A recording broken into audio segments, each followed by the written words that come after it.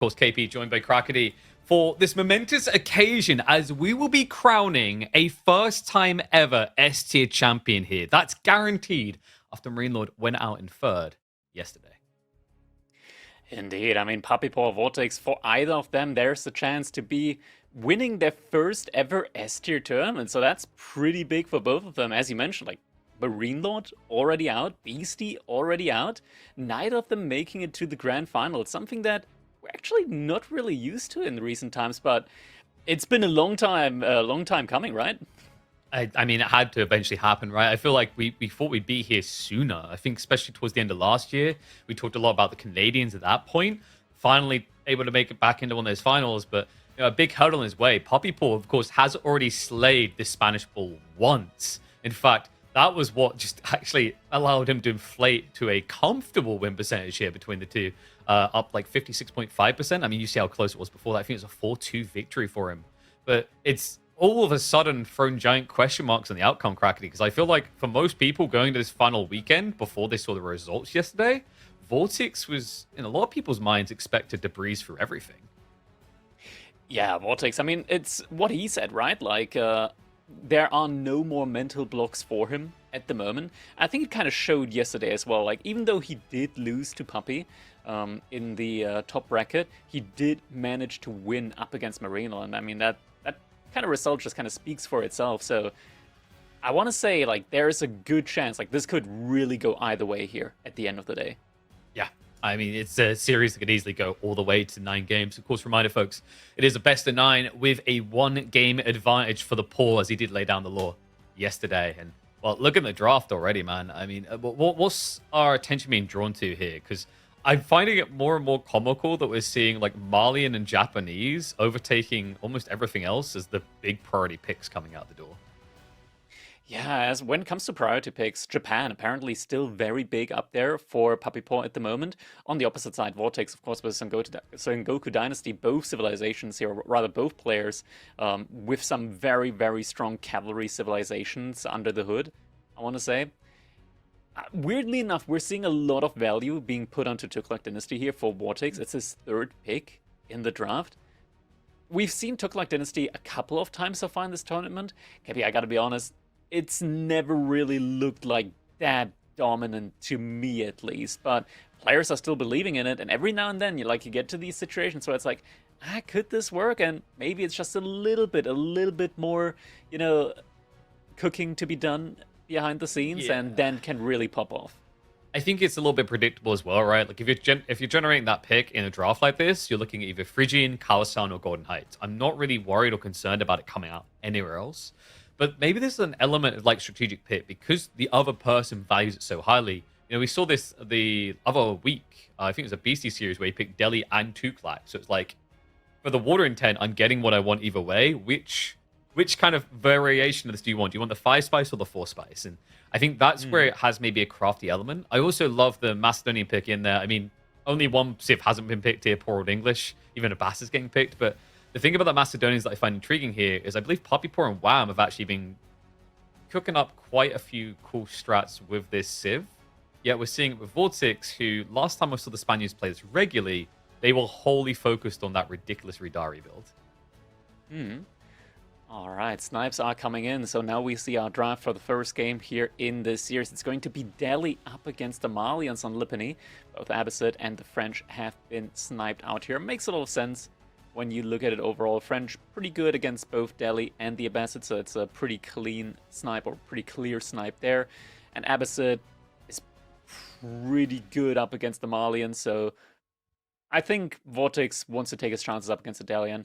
I don't. This is a matchup that I want to say, like, has been 50-50, but more and more nowadays we see Malian players lean more into the sofa plays in Feudal Age, and that's where I want to give, like, a little bit more of an edge to the Malian civilization overall. It makes this transition so much smoother and actually gives them the ability to dictate game pace, at least in the Feudal Age.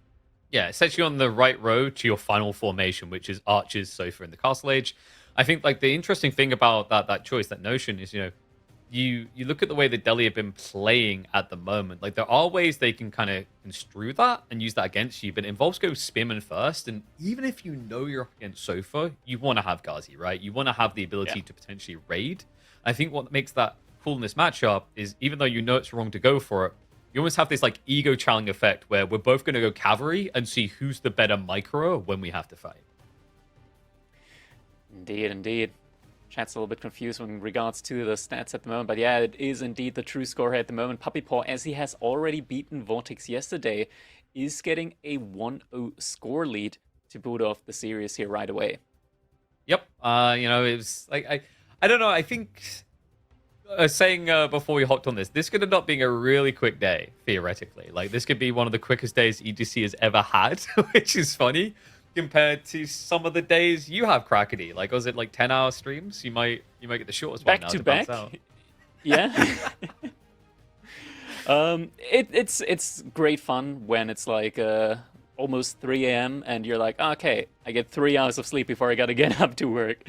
But I mean, when the game's warranted, then I'm always fine with it. And so far in the EGC Masters Finals, they most definitely have. Like, we've had some amazing sets, some amazing series so far between these players. I mean, just getting to a grand finals without the presence of players like Marine Lord, like Beastie, it's really something where we're now at a stage in Age of Empires 4 where the competitive scene has never been closer.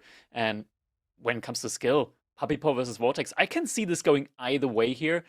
And I'm honestly just so excited for it because both VortiX and Puppypaw, they kind of bring like different dynamics to the game as well. VortiX, of course, we always know him for this super aggressive player all throughout. Puppypaw, a little bit more lean back, you know, he takes a more macro-focused approach, but he doesn't shy away from utilizing his units to go on the aggressive as well.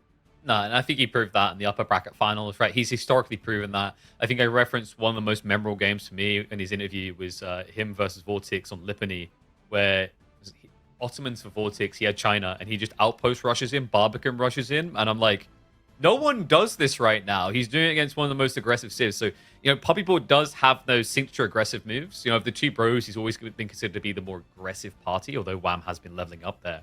I wholly agree with you, man. Like, it's so good for us to be in a situation where it's not just, oh, Marine Lord Beastie again. Well, let's get ready for the finals. Confetti, right? We finally start to see the robustness. There it is, on a delay. We got, like, Puppypaw, VortiX. You know, Lucifron had a little bit of a rough one, but we saw last tournament how he was able to take it all the way and almost win. Marine Lord Beastie still going to always be in discussion, but I think the other big one to me is, like, Anatan. Looking at the way the bracket played out, where Marine Lord, by the skin of his teeth, managed to beat Anatan for free. Right, and then Marine Lord goes on to 4-2 Beastie, and then gets 4-3'd by VortiX. You already see how close this entire echelon is, right? Where when you look back at this playoffs, you could have easily imagined one of 5 players here that could have been crowned champion. Yeah, easily. And, you know, we've had some interesting performances here as well. I want to say, like, Wham, for example. I'm not exactly sure what happened in between. Like after the first like quarterfinals, I was like, oh my god, Wham, peak form. I'm not sure if the games versus Puppypaw kind of deflated him, but after that, it kind of let off a little bit there. It was an unfortunate end there for him. But I'm gotta still say, like, Wham and Puppypaw at the moment, whenever we see them play, absolute peak performance there from them. And then VortiX, you mentioned it earlier as well, like completely leveled up throughout the last 2 tournaments, and now he's showing his peak form at the moment. Yep, I mean, I've been seeing it every single week in the KPMMs. He's like 2/3 the time the winner, and you know, most of the ones he didn't win is because he wasn't actually participating that week. So it's kind of crazy. More people are taking it serious now, as they should. I mean, he's proven it. And then I agree on the Wham side. Like, Wham was looking pretty damn good in those, but I think the thing with Wham is it usually starts up really well in these playoffs, and then something kind of hits, maybe a mental wall or whatever. But my feeling on it, like I see it every single time afterwards, I keep saying to myself, it's just a matter of time with this guy. You can feel it, right? Like he's starting to get the steps, he's getting the alignment better further through and through. It's just a matter of time, and I wouldn't be surprised to see it in 2026 before he thrusts those S tier trophies. Yeah, could very well be, but now it's only going to be 2 more minutes between us and our first game here of the Grand Finals of the EGC Masters Finals. Puppypaw versus VortiX. I want to quickly use this time, just look at the draft here one more time, as we've got, a lot of maps here, as is, common in a best of 9 / best of 8-ish that we've got here at the moment. King of the Hill made it in, one of my favorite maps, I gotta say, in Age of Empires 4 in general. Just such an, I want to say, like, iconic map to any real-time strategy game. I think, like, we find an iteration of King of the Hill in pretty much any RTS. Yeah, I think, like, I'm actually a big fan of the stylistic approach of the map generation, where, I know some people love their Dry Arabia, but the randomness of it, it's good balanced randomness, but you don't have that character to the map, you know what I mean? Like, Kawasan's a mixed bag, but at least when you look at it, you say, that's Kawasan. And when you look at King of the Hill, back to your point, you can tell it's King of the Hill, and it's not just kind of a gimmick in the way that it's structured, it has an impact on the way the game plays. I love it when we get maps designed that way. Yeah, indeed. Coastal Cliffs also in there. We got that little, like, Dry Arabia with a 1/3 cutoff. Dry Arabia, of course, making its, there's no tournament without Dry Arabia at this point in time. It's like the classic default map. Grecian Marshes, also a classic at this point. Gorge, Pigeon's View, Kawasan, as you mentioned, Golden Heights. I really like Golden Heights, I gotta say. Like, Golden Heights is one of those maps where it can go one or two ways with, like, either it's snowbally or it can go really long. Yeah. As well. I think the way this map kind of, like, rewards macro play in the early game is unique in a way that, like, few other maps really do. Yeah, it's like, okay, this is basically over with a 1% chance for amazing comeback, or we've done the dance the first 10 minutes. Now we get to see some incredible new diverse gameplay.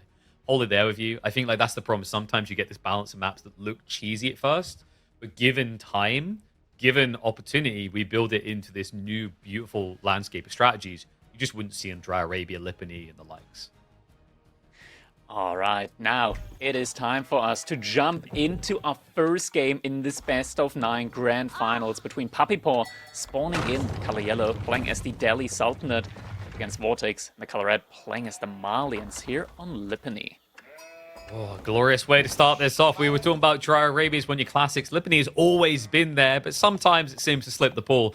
Won't here, of course. We open up with a 1-0 lead. Puppypaw already beating VortiX once in the upper bracket. But can he do it again? Usually when you see this reclash, it's a completely different affair. And got to give it to VortiX, man. Malians is a king civ. It's a true Mansa civ. While the Delhi, while remaining strong, I think we can agree, hasn't had as much priority in recent times. Delhi is one of those civilizations that are always, like, depending on the player that actually plays them, top tier. But you actually have to, like, know the civilization, know its boundaries. We've seen it with certain players, of course, where Delhi can be pushed all the way into, like, the top 5, top 3 even, or even top 1 on ladder. It's one of the civilizations that scales incredibly well with just the skill ceiling that we've got in the game. But as you said, like, Malians just default. We talked about this in, like, the last time we casted together as well, where it's like, you can never really count Malians out. Kill 10 villagers, kill 20 villagers. They still can put up a fight. Oh, it's getting more ridiculous. I had a game in the KPM finals. I think a guy was down like 40 villages. He still wouldn't tap out. I mean, it's the last game. I kind of get it. But boys, come on. And Malians, I get why people believe in it, the power of them. But, there's no denying, even with that cow behind them, they're still very much a tempo-based civ, it feels like. And that's why I love these Sofa builds we've been seeing coming out. Because it almost felt like when we had Donto Javelin, Malians were being a total waiting to become tempo. Now with these new Sofa builds, you're seeing them hit that aggressive timing in Feudal, and then essentially amplify it as the game goes on. It's a more coherent playstyle than it has been in the past. Yeah, for sure. And just giving Malians a little bit of tempo, as you mentioned, to, like, be able to dictate the game pace a bit on their own. It just was such a nice synergy for the civilization, because before that it used to be, you mass Donzo and Javelin thrust, and then you just sit in your base all game, and if your opponent allows you to cow boom, it's GG. Now it's a lot more active. We see a lot more of these, like, okay, a little bit of a hesitant cow boom. You go to feudal age, you get like 3 cattle in just to get a little bit of additional food scaling as the feudal age progresses through, but you don't fully commit to it. Instead, you keep up massing units, you keep up massing those fast cavalry units, you get some map presence, you try and do some raids. It's a lot more of an active playstyle, and I think suits Malians very well. Yeah, it feels a lot less toxic as well, you know, like old Malians, I kind of put them on the tier of English for annoying to kill in feudal, you know, like trying to get in their base felt impossible when you had all these javelins being hurled at you from spearmen and javelins alike. Whereas at least now, you know, there's a lot more, I think, reward for Malians, but also there's a little bit more risk in there. I'd say a little bit because I think Sofas, if used well at this level at least, are very difficult to lose, as we've been seeing. But Delhi, definitely one of the civs that can gun for you in that regard, right? The Ghazi are faster. There's also that healing factor. I feel like in this matchup, Malians are usually trying to balance staying in feudal and moving ahead. Because obviously if you stay too long in the age, that's when the healing of Delhi and the trickle of sacred sites can kick you in the ass. All right, age up's now about to complete here for this player. Dome of the Faith is going to be the choice for Puppypaw, getting access to those cheaper scholars. Meanwhile, VortiX, of course, with the Manza Quarry, getting 75 gold or stone per minute. Pretty much equivalent to 2 villagers, so definitely a very good economic choice. It's one of the main reasons why we rarely ever see like any other landmark for the Malians in the feudal age. Yeah. Similarly for Delhi, right? Like, it's before the last nerf, it was like 130 gold that you saved per minute on the landmark. Now at the moment, I'm not actually exactly sure how much gold you save, but it's still a substantial amount and still the like #1 landmark for them to pick. It's the interesting thing is like there was an experiment around the tower, and it was mostly from players like Anatan, the 2 TC strat when they first made the Malian change, so the town center didn't cost stone anymore. But I don't want to say it's the same meme for it just didn't seem like it actually fit its final form, and then people just kind of fully regressed. Like a few even experimenting players just accepted Mance is the way. It's one of those saves. I think we have a few of them now before where I'd love to see a bit of tuning done, because while there's always going to be a meta choice of landmark, we do have some insanely skewed one. I mean, Delhi is another one where you maybe see 1 tower victory game for every 40. Have you ever seen Juji open up with Jiangnan Tower? Now you can't manage any. You can't mention any specific. Like you can't mention any Dragavan games. Those don't count. Other than that, have you ever seen a Jiangnan? That guy doesn't play the game. Yeah, but I'm going really far back. There's a what I call the Donati build when that expansion first came out, which was you don't build units, you build buildings. So you had like 40 I refuse to believe that he read what the landmark does before he built it. he did, seriously. Across the game, it's ridiculous. He had like 70 stables and 20 archer ranges and 40 Raxes by the end. That sounds like a fun time. Wouldn't recommend it, but yeah, it's a bit of a weird one for sure. So we have got the cavalry clash coming in, by the way. And already a nice little snipe there. VortiX, of course, is leveraging the fact that his scouts are fast and they heal faster. And then he will be following up the sofa. But I think the idea here is to kind of draw this Ghazi away and see if you can creep the sofa in while Puppypaw is looking. Yeah, like the warrior scout play there early on, courtesy of just, you know that the Ghazi Raiders are going to get healed up. But you, with the warrior scouts, you also get a little bit of additional healing on those units, so you can actually take some of these more, like, in-and-out fights there. Actually able to night vision here from Puppypaw, sniping out the enemy scout, but needs to be careful. VortiX doesn't want to lose his warrior scouts. This one's close to going down. We might have to salute the body block. So just charge back in. Yeah, body block. Nice switch over. Does take a lot of damage though. Not entirely sure if that was worth it. I mean, you see how quickly this sofa can actually just lose that health ball. You know, they are threatening on the DPS, but really not the tanky force they're known to be compared to their Castle Age compadre. Scholars now moving forward, so we're about to be seeing that triple capture coming in on those sacred sites 7 minutes into the game. Of course, that's the kind of point in the game where Delhi love to move out. We've already 8 Ghazi Raiders out on the map. There aren't enough Dunzos yet in order to really put up a fight. We do have 4 cattle in for VortiX. This looks like the majority of the sacred sites should be captured up here by Puppypaw. And you see the respect being shown. Puppypaw, he saw the Donzos, so he just pulls all the scholars to one location, which invalidates them. They can't actually go and engage that now. It just would be a pointless exchange. Does get caught being greedy on the east side, but always has the guards to respond in time. I mean, we have to remember these scholars get an insane amount of health, up to 130 as it just kicks in with the piety. Oh, Ghazi, now even creeping around the back. I mean, this is the power in numbers, Crackety. Sometimes it's not about the quality, it's about who's got more crap to hurl. Well, speaking of Gazi traps, Raiders. Also finding some of the Donzos here. Loses one of the Gazi Raiders, but able to take down all 3 Donzos. Definitely worthwhile exchange here. Puppypaw didn't manage to yet capture up the first one, but that's only a matter of time. First Sacred Site should be captured up in just a second, and second and third can follow right after. nice exchange there. Puppypaw just now going to be able to find that timely sneak out to the east side, I think. Now he sees the sofa, right? So you just chase them around, move to the opposite side of the map. Also just shift to the west side, because if you try to snipe this 130 HP unit, you're going to end up losing like 2 sofa, and it won't be worth it. I also see an archer switch prep behind this for Puppypaw. At least the first couple of archers already in production. VortiX similarly has made 1 archer just to, be able to react. Should Puppypaw invest into some spearmen instead? Hasn't been the case yet. And now more sofas being prepped behind this. So sofa and Dunzo. Actually, more archers in queue. So goes for 1-1-1 army composition. Yeah, just kind of littering it in.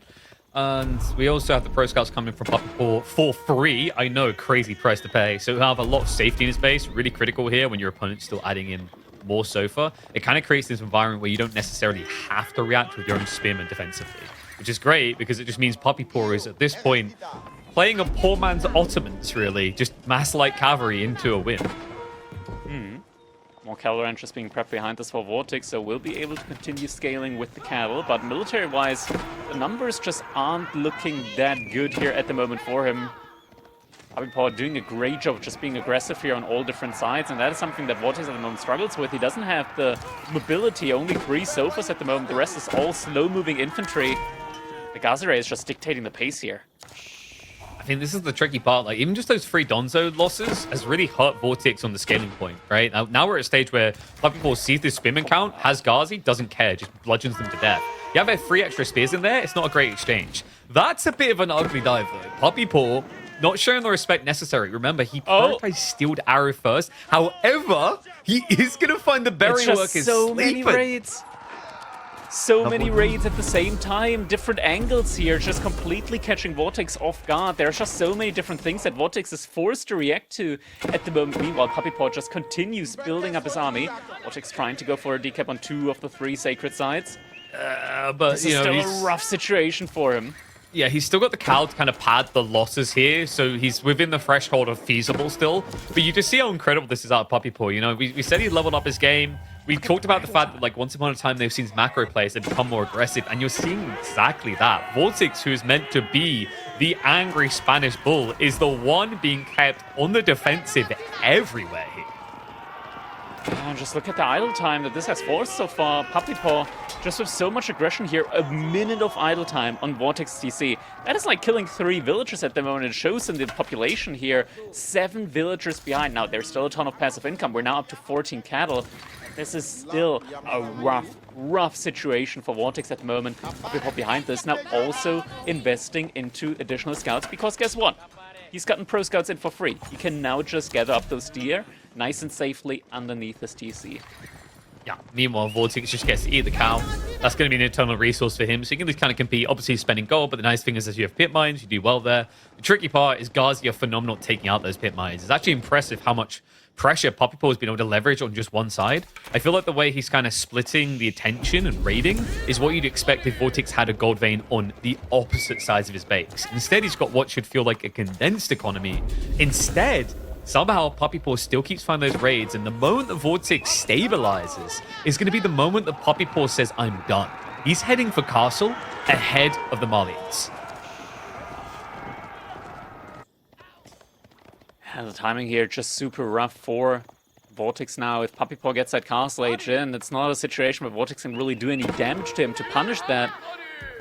That should be coming in any moment now. House of Learning, 10 villagers working on that. Puppypaw just pulling his army back to his base. He knows that if he can just stay safe for the next couple of minutes, he's gonna be good to go to end the game. VortiX at the moment, 23 population behind what Puppypaw is out on the field. Granted, a lot of that is in the form of scholars, so not necessarily military units. The sofa's kind of poking in, though, because if you're concerned there's a tech timing coming, you want to be in a position to potentially intercept relics. It's going to just club in the tree line temporarily, but will be pushed back. But I think that's what we're looking for here. Wait, they're sneaking in now. They're coming around the base. Puppypaw is seen quick enough, though. VortiX Wasn't distracted that very moment. So we'll be able to shift and dodge that killing blow. Tech up is about to complete. Now, what we're looking for on the minimap is going to be which relics are attainable. It looks like there's only going to be one relic grab straight away from Puppypaw. So not that insane timing we're used to seeing out the deli. Archers are just going to be kept in the base to deal with the sofa. But this is a bit of a maybe questionable strike in there by VortiX. Expensive losses having sofas going down. Yeah, I mean, the Sofas, they don't really do bonus damage, or not a lot, and at the same time, without imported armor, they also do take a good amount of damage. Wallow coming in, should be getting sniped up before, though. Oh, he's VortiX is moving into the aggression here, but, I mean, KP, we talked about this, or at least mentioned that this is probably not the best situation to attack into. However, though, he's going into Lancers, not a War Elephant here. Okay, but the Archer's veterancy, he's going to buy some time for that. Villagers shift off the tree line. Puppypaw, he's actually... Wow, he blinks first. He had Ghazi heading towards VortiX's base. He's bringing them home now. He says, I have to. I cannot risk this. Spears, struggling with the dive. Sofa continue on their own. The Donzo's holding back his great discipline here from VortiX. He's waiting to receive the Ghazi that he knows are looming in the wings, but he might have to react on the forward side as Lancers have arrived. Ghazi are going to come in for the pin. They block the retreat. VortiX going to lose the majority of the sofas here, and he's getting ready to tech up, but Puppypaw is now able to march on the offensive. Tech up timing here is so important for VortiX. If he's just able to get the age up in, his upgrades are going to be coming in much, much quicker as the Malians, also for cheaper. But he needs to be able to keep the Donzos alive. There's a lot of Lancers in queue at the moment, but still so many Archers there as well.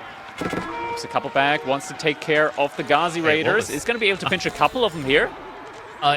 Did he click one of the Archers? I feel like a lot more Ghazi should have been going down. Yeah, they all threw their javelins instead. That was... Oh no, he should have got, I think, an extra 2 free Ghazi at least.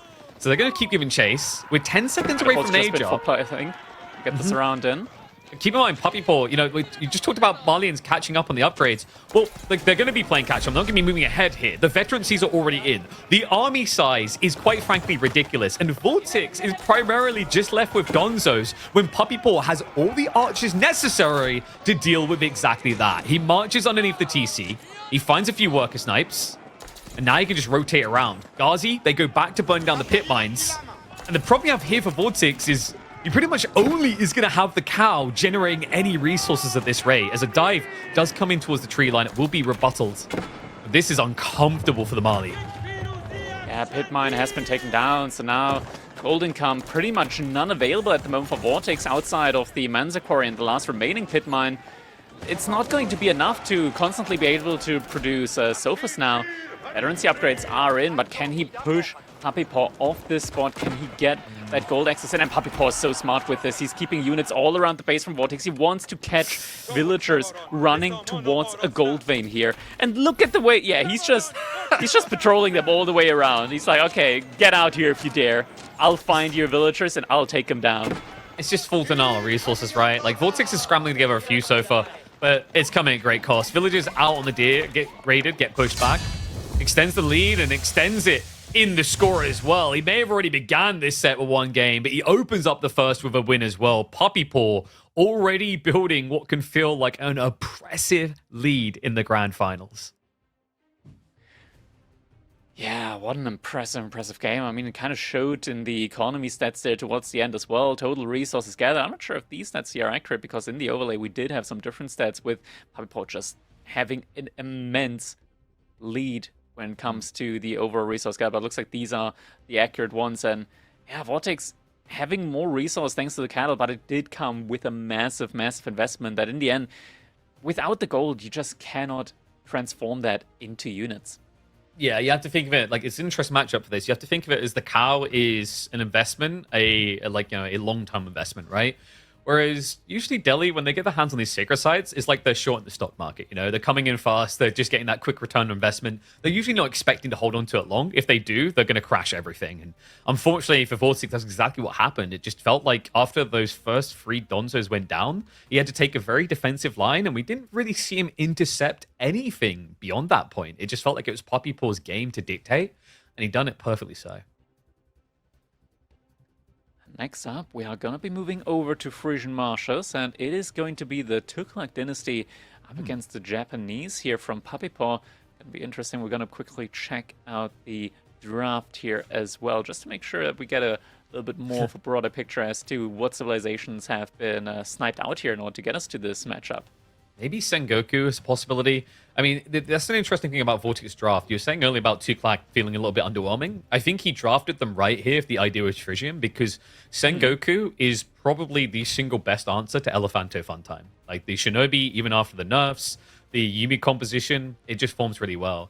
And actually, interestingly enough, is HRE he was going for. So I guess maybe... What's Sengoku going to be his ace up the sleeve? Probably Pigeon's View seems a bit more obvious. But I guess the Lancaster ban, really no surprise. I feel like that could take a dump on either of Vortix's picks. Yeah, Lancaster, of course, they're quite the powerhouse still at the end of the day when it comes to like those fuel age pushes. And when you got a civilization like the Tuklak, which might not be the strongest in the fuel age, you definitely do want to take care and snipe that one out straight away, because that is just a dangerous, dangerous matchup for you. But yeah, Tuklak on a map like Frisian Marshes, they do scale very, very nicely. With the fishing there, of course, they do have economic bonuses towards that. So do Japanese, but I think for Tuklak, it's a little bit more, I want to say, just beneficial, just courtesy of percentage on shoreline fish that have been buffed as well. Pretty good, pretty good. Yeah. Japanese on Frisian Marshes, I mean, probably just going to be the classic attempt to fast castle and get those OP mounted samurai up on the map. Imagine so. Seems to be the classic go-to. Maybe add in one or two fishing maximum. Just because it used to be more of the bread and butter, but obviously in more recent times, although it's still cheaper to build those fishing boats, it's not as cheap as it once was. Even the Shinobi detail, actually, I don't even know if you necessarily want Shinobi anymore. I feel like Kura maybe offers up better here, especially if you feel like Tuklak is going to be aggressive, which you're expecting, right? Like Raider Elephants, Spearmen, Heel Elephants. This is the bread and butter. That's the reason Tuklak loves this map so much. They get the food necessary to be aggressive early on. Yeah, I mean, Shinobi are nice in general when it comes to hybrid maps, but this is not necessarily that much of a hybrid map. You're not going to try and reinforce that much on these pawns afterwards, so burn in there doesn't really do too much, and it is time for us to jump into our game. Number 2, VortiX spawning in the color red. Once again, it is going to be the Tuklak dynasty here for him on Frisian Marshes, and Puppypaw, the Japanese in the color yellow. Should be a fun one. Elephants being seen here time and time again with the Tuklak and Frisian. Japan, not as much. Still a powerful pick on this map, but it feels like there's so many maps where they can be good. You don't feel like you are shoehorned into picking it on this particular one. Opening-wise, we're not going to see anything aggressive, right? No racks play from either player. I think it's just kind of a chill, vibrant beginning and a play towards feudal. Yeah. Looks like VortiX did invest into dog play, but nothing of the sort here from Puppypaw, so more going to be like a fast feudal age from him. Puppypaw does scout that out now, is going to be able to see that dog play from VortiX. Now, going to react to that. Is there... Could invest into it, but it doesn't really make sense when you already are gathering gold. Well, it's also against Tuklak specifically, right? Like the fishing boats attack you back, so unless you want to then make an outpost, it's very ineffective. I think that's a really big part of why people rate Tuklak so highly on this map. Is while other civs are vulnerable when they do this play to a Dark Age rush, you aren't, because your fishing boats will shoot any aggressors in the face. Yeah, that's true. While also being more efficient at the same time. Villager was a little bit curious, but decided to head back. Yeah, I mean, at this point, you might as well just play for the tech up first and then see what your options are. Sheep-wise, he should be fine if he wants to go for like a fast castle play. That being said, I mean, 12 isn't crazy, but the beautiful thing as Japan is you always have the berries. And also, nowadays on Frisian, you typically get that kind of backwards-facing deer towards the edge of the map. And it is going to be Koka. Okay, so we have an interesting choice here. I wondered if he was just going to try Kuro for the safety. But he does want to stop this fishing. And VortiX is trying to scout for it. Was also going for a barracks at the beginning, but decides against it. Is that going for a second dock? A second pond, but the timing here could be kind of rough for him when it comes to the age-ups. He hasn't even started gathering any gold yet. Yeah, he has got one that's kind of backward-facing a little bit, so he doesn't have to panic rush, but, with the Shinobi timing, you do have to have it on your mind. So we'll be shifting out now. Just 2. think he's got a third one actually on the way now. But probably going to see VortiX, what? Try and keep this villager out here, set up more docks if you can. Just now out on the gold. Cooker Township, it's not being rushed up by Puppypaw. Only 3 villagers working on that. Same time, also only 1 on gold, so I'm not sure what the direct transition is going to be. Probably just once. Okay, yeah, he is going into fish now as well. Yeah.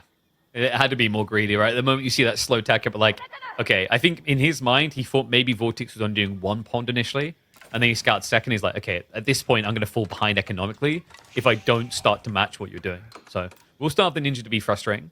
But, you know, we have to keep in mind this whole idea of, hey, you know, you can't get an archer ship out to protect yourself. It's not as damning here for Tuklak unless you hard commit to the feudal age play. Because if you're only sending in a few troops to try and burn out a dock, like we just already mentioned, you've always got the fishing boats to shoot any attacker. Dome of Faith now coming in for VortiX. 6 villagers working on that. Cook Township about to complete, and VortiX is going to see that... Nope. He just barely missed the pond play from Puppypaw. Just didn't scout enough, barely. Okay, wonder if he'll just try to attack because of that. Like, the assumption being that his opponent's maybe going to try to fast tech, and I've got, you know, 2 ponds. Even now seeing the gold and even 1 on, his suspicion might be, okay, it's not fast tech, but he's clearly going to have to try and attack me because I have economical advantage. So if I just prep, say, things like Raider Elephants, because usually, if you think about feudal age for Japan, it's going to be Yumi at some point, right? Like, that's the big threat. And the Raider Elephants are pretty damn effective at slowing and stopping that. Shinobi already on its way. VortiX did see that one coming out from the Coca though, so is trying to look for it, but man, those guys are pretty quick. Looks like he's not going to be able to catch them. I wonder if we're actually going to get to see some Fortress gameplay here now that I think about it. There was some recent buffs to it, you know, in conjunction with nerfs towards the Elefanto Funtime builds. I gotta say, I think we're kind of getting to the point where Tuklak Bad Forts make sense. I've even seen, I think actually Lucifron was experimenting with a few builds on this particular map. It's nice that you can kind of like prep towards it, especially with like the food gathering one, because you can like already prepare houses in a formation that is going to benefit it. Yeah, it's really nice for that because it's like we've even seen the builds where you rush that fort, but you've already like prepped it because you've got houses and maybe 1 or 2 farms scattered around it, usually towards the gold location. It's a pretty effective build, and on this map it can make sense as well because you kind of want Tuklak Bad Fort towards the center for the sacred site control, where there's plenty of stone as well. VortiX sneaking his villagers across to the ponds from Puppypaw. Cheeky. Well, he does know about the for it. fishing. Yeah, so he knows about Puppypaw's fishing. He knows how far it's gone as well. So should be able to creep full corner. I mean, it's pretty crafty. You know, if you keep extending the docks, even if you get them up before the shinobi arrive, you're just going to get disabled on the docks entirely. So this is a crafty way of avoiding that problem, avoiding rushing to react to it, and still increasing your eco. Going to be the Horseman strat. So this is going to be what? Uma Bannerman timing probably around 8-9 minutes maybe. Mass Horseman with double melee tech. Pretty damn effective actually, even against the heal elephants and even potentially Raider elephants. It's going to be really good because VortiX at the moment is just massing archers alongside it, but that is going to get spotted out now by the scout. So has been revealed, and yeah, that is going to be something that Piper probably won't notice for the next 5 minutes. Yeah, especially the way that this is kind of leaning. Like, VortiX going heal elephant plus archers. He's probably going to try to directly aggress towards a pond. So Puppypaw might just be less inclined to scale ridiculously fast. Shinobi is being cheeky. Will end up just shooting the Shunshin away. Did he use the burn? I don't think he did, judging by the bar. Okay, he did. Okay, yeah. It has been used. Yeah. Ambitious to think he might get that, but the Horseman might be able to follow it up. Creeping in now. They don't go for the worker, or maybe the pathing went wrong there towards the heal elephant. Does snipe out the archers instead. Shinobi will survive. That's going to be important for Saboing here and just stopping the fishing boats coming out. But the game of Ring of Roses is proving pretty bloody annoying for Puppypaw. He needs to have enough horsemen to burst these archers down. Otherwise, it becomes quite pointless.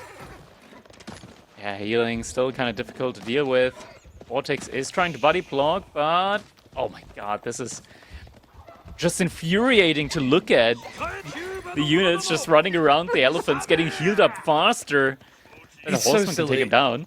But it's nerfed, Crackety. They nerfed it, so it's absolutely fine now. It's not a giant comical B-reel of Benny Hill's footage waiting to happen.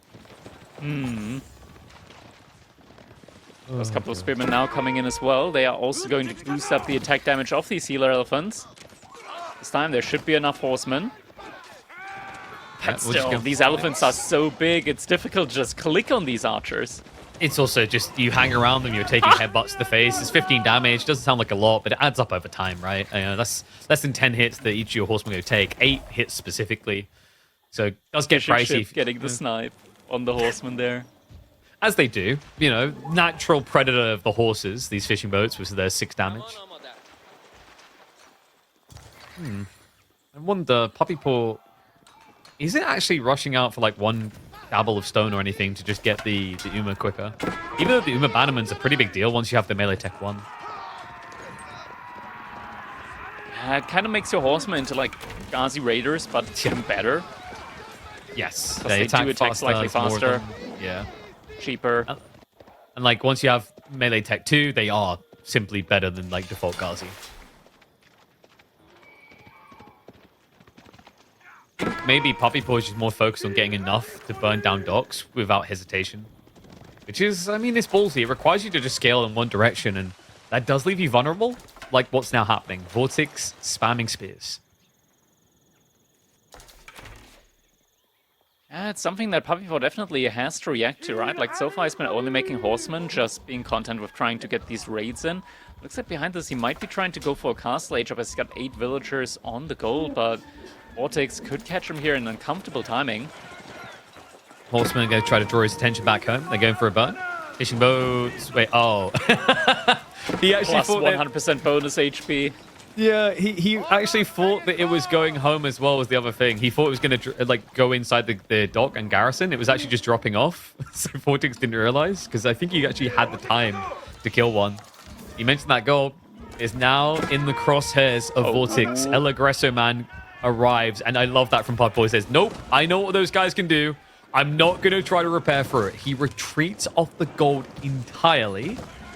And he's only now seeing the spearmen, so we should be seeing Yumi here. There's no way you defend this with just horsemen. He's going for the Uma Bannerman. It is surprisingly easy to out-heal that's TC interesting. fire. Okay. Samurai? Couple It's of samurai. barracks. Right? This is Could a also classic be just Canadian spear. thing. Nah, it should be spears. You want a spear when there's already archers?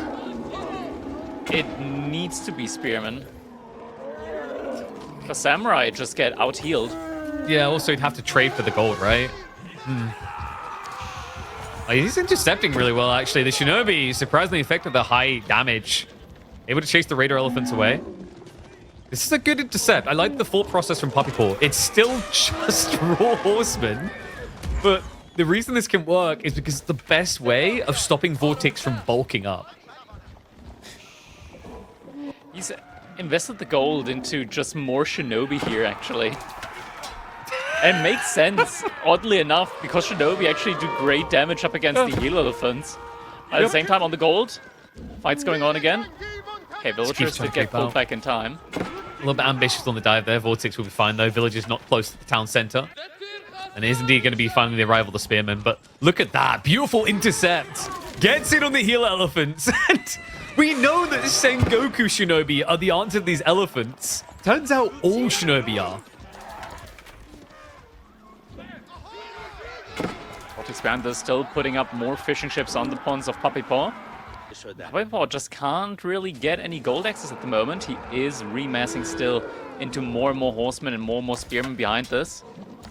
But his initial plan was to go up to Castle Age, and it's just been denied over and over again. More villagers yet go down again. Yeah, it just feels like he's kind of been held hostage on this detail, but VortiX does have to be very careful. You know, we kind of get to the point where his army now feels overextended. Intercept again on the reinforcements. Archers not able to clear quick enough here. The Shinobi, the art of the Shinobi, is the way of war for Puppypaw. Able to hold them back so long, will get sniped down the end, only Trickle able to retreat. So now it comes down to what he can do in a direct engagement, because VortiX has re-established his logistics lines.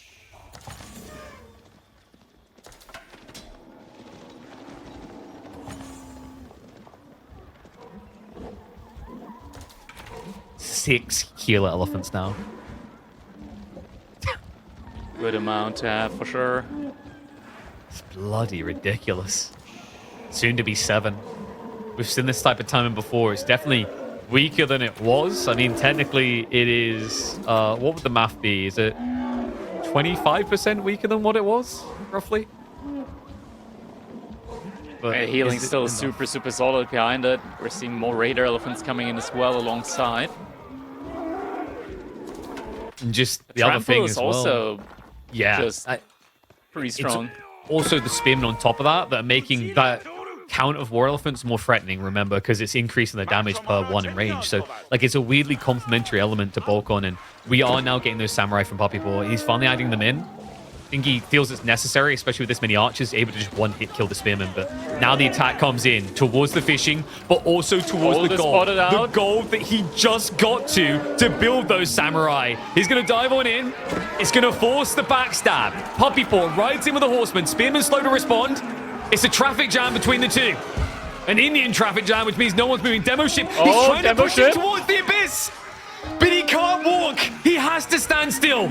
Heal elephants lasting a long time, but those health bars, they're gradually slithering down. The problem is the military mass. It's leading too high for VortiX. Puppypaw almost doubled in numbers now, and he still hasn't killed one of these. He just won't die. And Puppypaw, he's got to retreat. No, is he actually just losing to mass healers? Finally able to get the surround in again. Spearman still remaining. There's nothing left to actually protect against the Japanese reserves.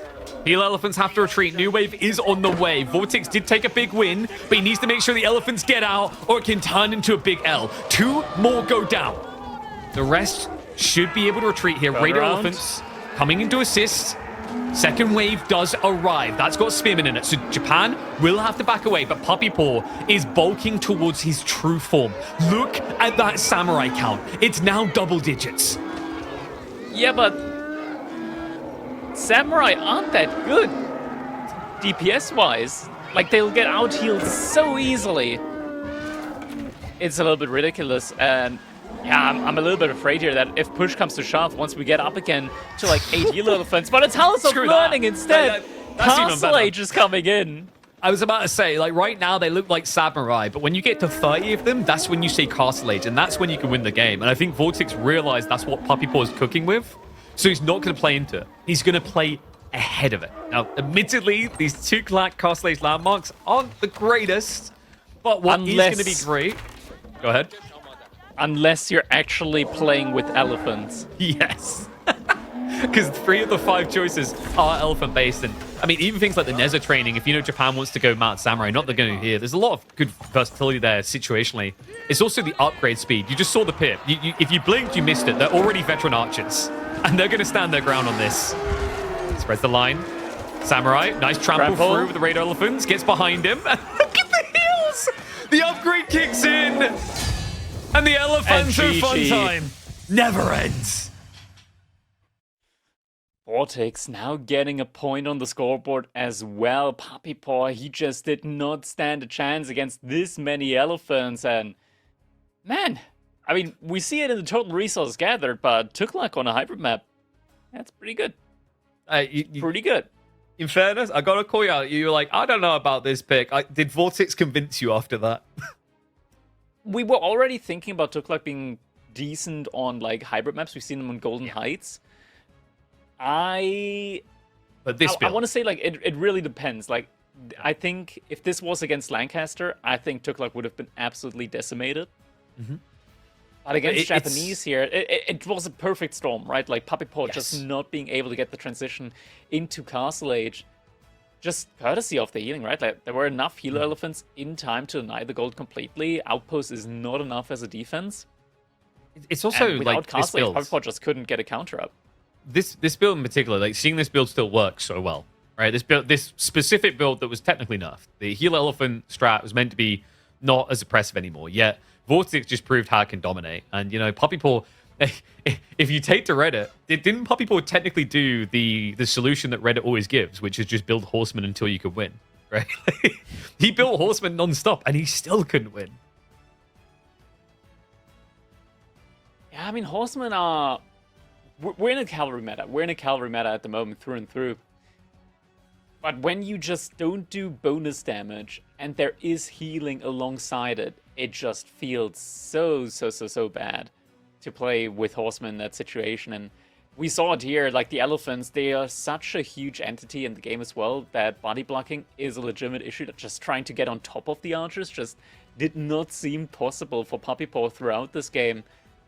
In the end, VortiX with the scaling behind it all, making positive trades, always being able to heal up again, means that he is going to be able to win that game. But KP, next up, going to be moving over to Pigeon's View, and Ayubits versus the Ottomans. Sipahi are just a vile unit, but camels, you know, that camel unease could be good enough to, you know, take him down a notch here. You have to be careful though, right? If you're playing Mass Desert Raiders here, you're probably not going to have a fun time against Sipahi. Also, like, the timings around castles get a bit weird. Like, if you rely too much on camels, like, a lot of camel strats have been coming out, Camel Lancer, Desert Raiders, Intermaginiques. Those can struggle against Janissaries. So I think, like, here, you're probably feeling safest with maybe just your old, atypical Archer Camel comp, right? Like, kind of need to pad yourself. I feel like that's so critical as well against Ottomans specifically because of things like the meta. They force you to always have to think about the balance of range to melee damage in your army comps.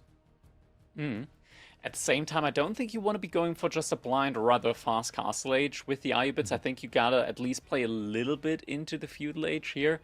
Just because time and time we kind of see that with the meta, like bonus armor, not Vizier Point, but like the bonus armor aura that is there.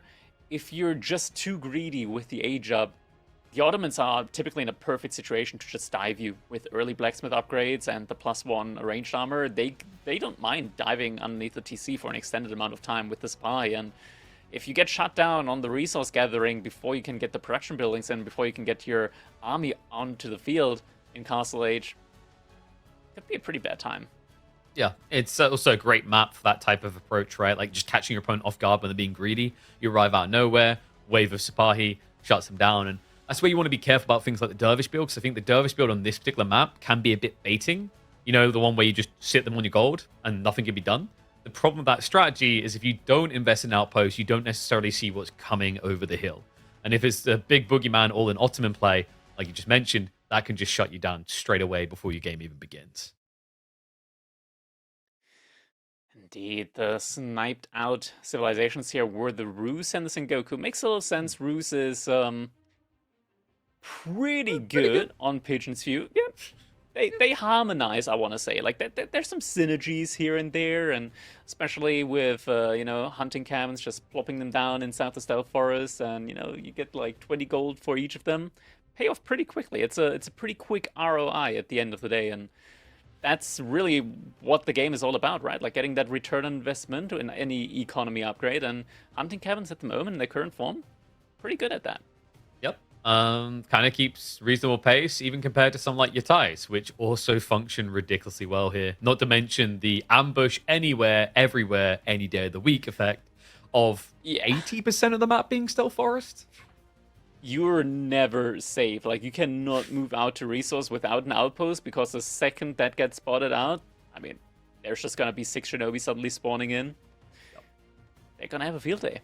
Yeah, it doesn't help that Sengoku has a convenient UAV ability built into that landmark to see you as well. Because why not? Why didn't they just, like, they could have probably stuck that ability on Ryokan and it would have been okay. Why did they stick them both on the shinobi land?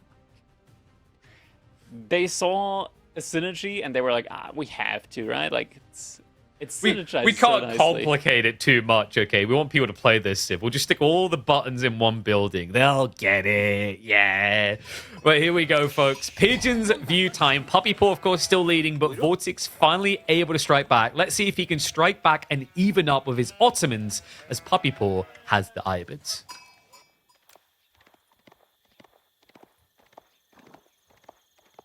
Jumping in, I mean, this is one of those situations, right, where VortiX, in theory, the score is even, but in practice, not so much. Puppypaw, of course, did take him down in the top bracket, in the winners bracket final, so it makes sense that he's a score ahead, but it's always just something that puts additional pressure on you if you're VortiX. Yes, but someone that will be a nice boon to his morale is going to be the fact that he was able to take down Japan with a more situational civ in the 2-clack, right? So you removed one of the generically strong civs. In fact, the first priority pick for your opponent last game. And now you come into one, admittedly having to discard one of your stronger civs, but I'd argue Iobids, I won't quite put them on Ottoman level, but I think they are sometimes underrated in the general population's mind, right? Iobids is, I'd say, like strong B, maybe in like A tier. They have a lot of applicability and a lot of pretty toxic matchups, actually. Yeah, the Manjanique, like, it's one of those civilizations where you've got, like, this death ball potential. When you get up to, like, 5, 6 Manjaniques and you toggle them to the incendiary shots, it doesn't matter what unit stands in their way, they're gonna do massive damage in a large area of effect range, radius. And it's just so tough to deal with that, but being able to deal with it is a civilization like the Ottomans with just the best horsemen in the game that is able to tank up those shots and take down siege with relative ease. Yep. It's a brutal civ to try and actually like play the siege warfare into. I mean, you know, thank God that Great Bombards aren't as oppressive as they were once upon a time, so it's somewhat feasible sometimes. And with Loggy Wing coming in, it is going to be the anticipated. So this gives him an ability to be more greedy if he's going for a fast castle. And in fairness, like, I can't blame him from being tempted. Look at that gold spawn. It's the best you could ask for. Back of your base, barely any stealth forest there. And even if your opponent tried to creep into it, you'd see him coming. Next to the back tier as well.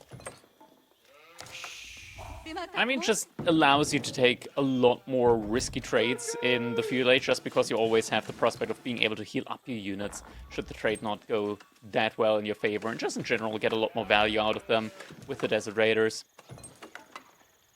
Yeah, I wonder how VortiX is going to try to approach this. If it'll just be kind of like an all-in approach or just kind of a subtle raid into attack as well. He's got a pretty clustered spawn for playing mid-game as well. If you look at the south side of his base, double berry, double deer. You know, if he does have to play a longer game, although it's a little bit risky, he's at least got most of the critical resources leaning one direction, which should make it easier to defend against raids. That's of course where the Twin Man Amadress is such a nice landmark to have, because you pretty much always secure yourself enough food come to have TC uptime, bare minimum. Yeah. With your points with the Ottomans, just getting additional 10 sheep, never gonna say no to that. Exactly. UK food? Yes, please. Safely in my base? Don't mind if I do. Meanwhile, Puppypaw would just be munching through his much quicker, especially considering it's not like a growth wing where you at least get that inflation of berries. I wonder if we're going to be getting like if it is a fast castle, it's going to be one of those industry wing builds actually. Like, seems to be the growing popularity build with the wood getting you all the production online and the stone either coming in handy to secure the gold or to sell for more gold. Go, Logistics Wing finishing up. Couple of dervishes popping out. Just gonna, you know, position themselves to be somewhat annoying here. Oh no, a spearman. Anyways. Were you trying to kill us, or were you just trying to like tap us on the shoulder and ask us to move? Just having a good time.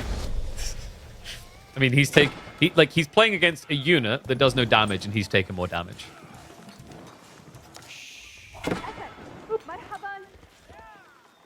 We're just gonna watch this until he gets demoralized, guys. This is pretty much the way when you play against the dervish build. And there's a raider now in queue though. So should be coming in soon enough. Do you think those camels have psychic abilities, and that's how they heal? Like, they just kind of intensely stare at you until you believe you're okay. I'm not quite sure on the mechanics behind it all. Therapeutic camels? And, you know, as long as you believe in it, right? As long as you believe in it. Got it. Yeah. It's a placebo effect. effect. It's a Peter Pan type situation where as long as you believe in it, you can fly. Oh, okay. I got you. I thought you were going for like the placebo effect, like both your arms have fallen off, but like the camel's like, you're okay. And you're like, I'm okay.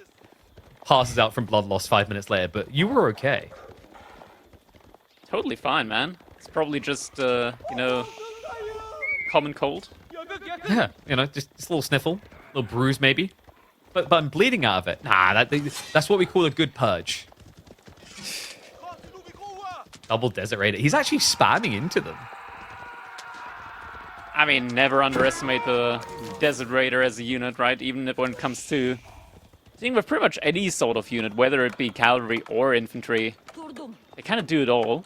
But they can be a little bit squishy, especially when up against the Zapahi. Most definitely. You need to be careful if your opponent just kind of catch you off guard and catches you with a wave of them. Obviously, the goal is just to intercept, kill straight away because of that healing. But that's why this matchup's really cool. Like, if Almonds get forced to defend, they still have imams. And although Desert Raiders can be threatening, scaling them to the point where they can instantly kill the imams is quite difficult.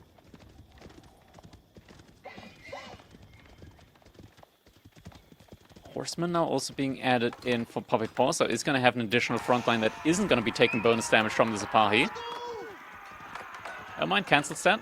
Might just be looking for a Castle Age follow-up. He's floating a lot of food, but doesn't have that many villagers on gold yet. Never mind, switches that around. Never mind, switches them off, and back to gold. Okay, there we go. A little back and forth there. You're like the internal monologue of someone with ADHD's brain. No, I ain't gonna do that. Now we'll move across here. Oh, wait. Oh, look. Oh, a deer jumped out there. I'm gonna move over the deer now. Oh, we got the deer. And actually, no, I think I might go back to the wood. Wood looks good. You know, situations can change. Sometimes you want to get the gold, and then the next second you maybe don't. I love those situations when you catch it. Even at pro level, where they just keep walking back and forth to a resource. Like, I'm not sure if I want this yet. Little raid coming in. Uncertainty can always occur. Well, are we certain about the choice? Is it industry time? Does he put on his big monocle and his cigar, and then he's like, you know... Nah, no, stop hovering over advisors. Stop, No. get away. Maybe reinforcement. Reinforcement wing would make a lot more sense. Go for the one above Adabegs. The one above Adabegs is the one we want. Yes. Oh, never mind. Market. It's going to be industry. Yeah. Market clearly signalizes the industry wing choice here from Puppypaw. Disappointed. He's 2-1. He's got to lead. This is the time to do gambling. It is, isn't it? Seriously, I feel like it's the only time you can justify it. If you were behind in a series, you go gambling, you kind of deserve every bad roll. Yeah, the time's going to be a little bit rough for him, though. Oh boy, he's trying to rush the outpost up, but is he really in a situation where he can be fine even with the outpost? Has enough for arrow slits in placement. Is going to be getting that one in ASAP now, but VortiX, he's already knocking on the door. Needs to get the imams up here, though. They're on the other side of the base. I think they're following us up, so a little bit split on his positioning. Decent amount of sheep to work with. Puppypaw can sell the stone for the gold. He doesn't necessarily need to keep gathering, but obviously it's beneficial if you do, because you want to try and get that Lancer count up, considering VortiX doesn't have a solution to that.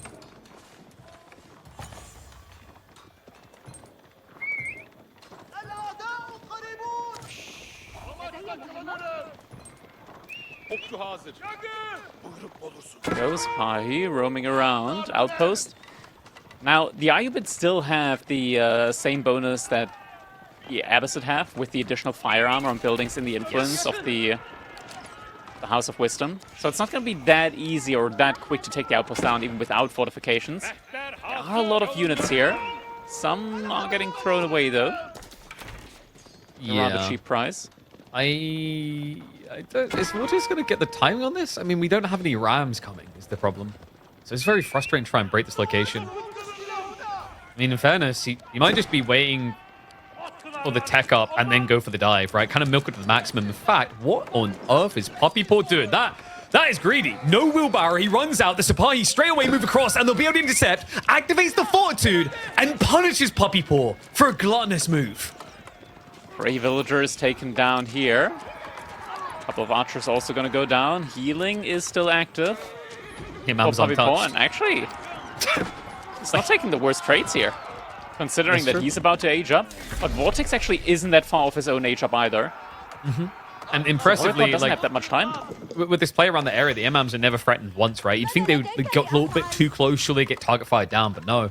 So Puppypaw does get his age up, yes, has got that stone to work with, and he will immediately look to sell it. Yeah, so he just mashed the button down, got rid of it all straight away. I think. Oh no, wait, yeah, he did. I'm even double checking the minimap. It didn't look like he got a lot of gold, to be honest, but he did just queue up 4 camel lancers. Pretty good deal. And now also able to start picking up some of the relics with the dervishes. Just needs to make sure that he doesn't run them straight into the army like he might be doing so in the middle. Fortitude activated, and that's a dead early dervish. Yeah, and that's going to be problematic here. Both of them played for their healing figures, right? So they're both thinking about those relics as key objectives. However, no, come on, don't you, no. He gets taken down. Damn right, you should die. That would have been brutal if that one actually managed to get away. They're so quick, KP. They shouldn't be. I don't understand. It's like, you know what? You see it for what it really is when you watch this matchup of like the dervish compared to the imam. It's like the imams are fairly balanced, right? You know, like they can't heal themselves, they move really slow. And then there's the dervish. Yep. They do their thing.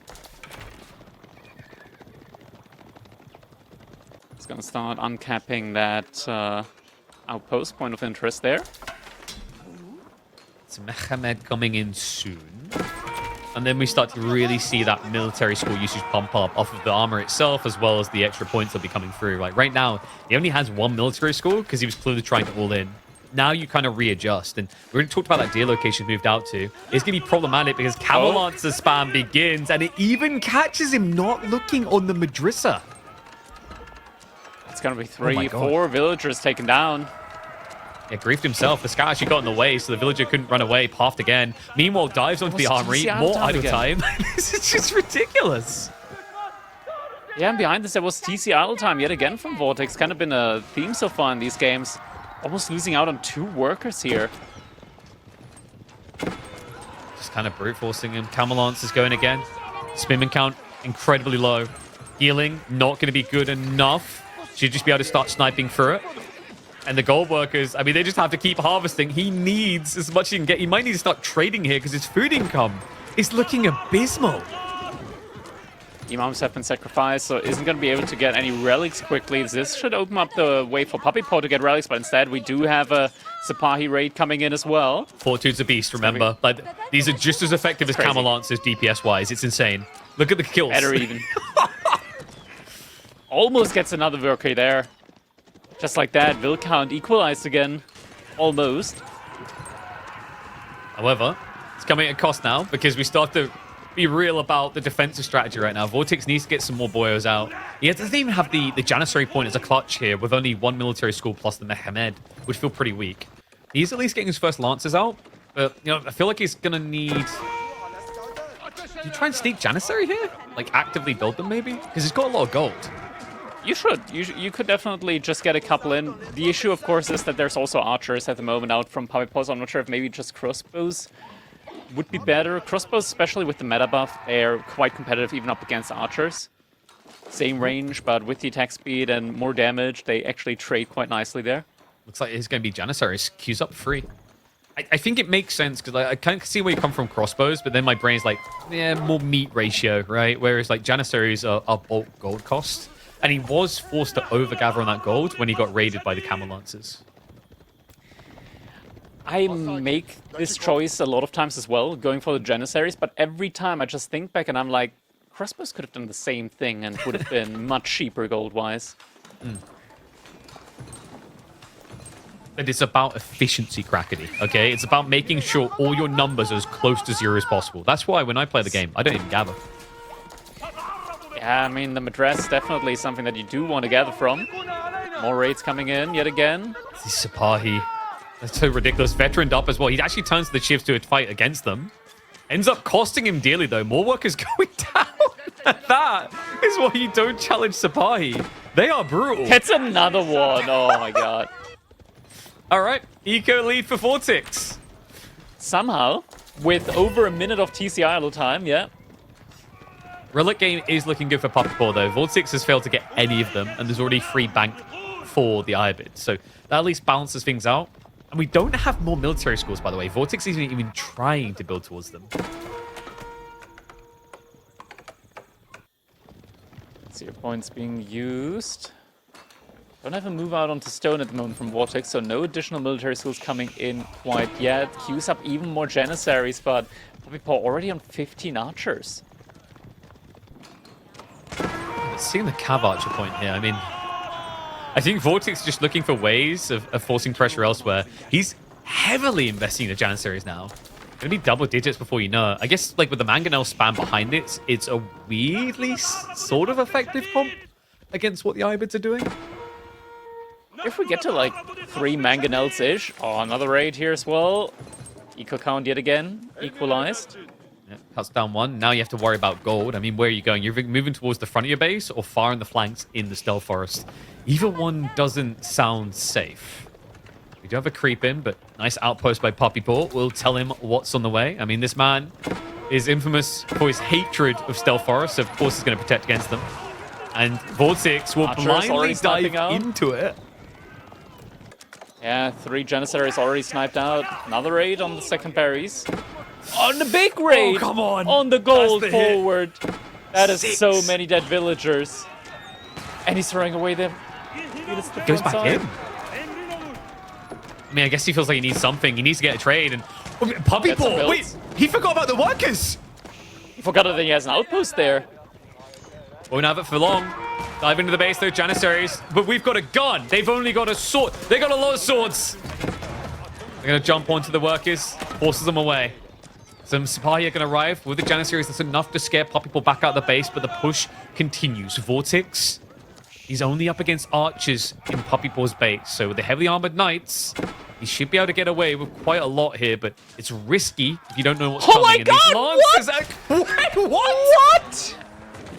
I was I'm like, sorry, where did VortiX lose that many builds? But now we see. He's just... Are you noticing a pattern here? VortiX, any game where Puppypaw is able to aggress a little bit harder, things begin to unravel. It's an 8-worker lead now, more than that with the Relic game.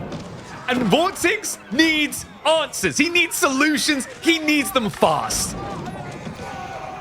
Camelot. No, so no, many this is not winnable Camelancers. fight. No. GG. Puppypaw reestablishes the lead and takes a dump on the Brutal Ottomans. What a crazy game of aggression.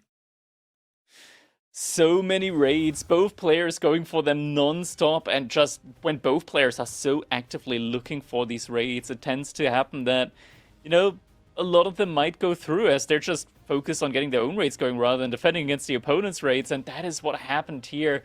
VortiX, just so focused on trying to get kills in as well, loses a tremendous amount of workers on the outward resources.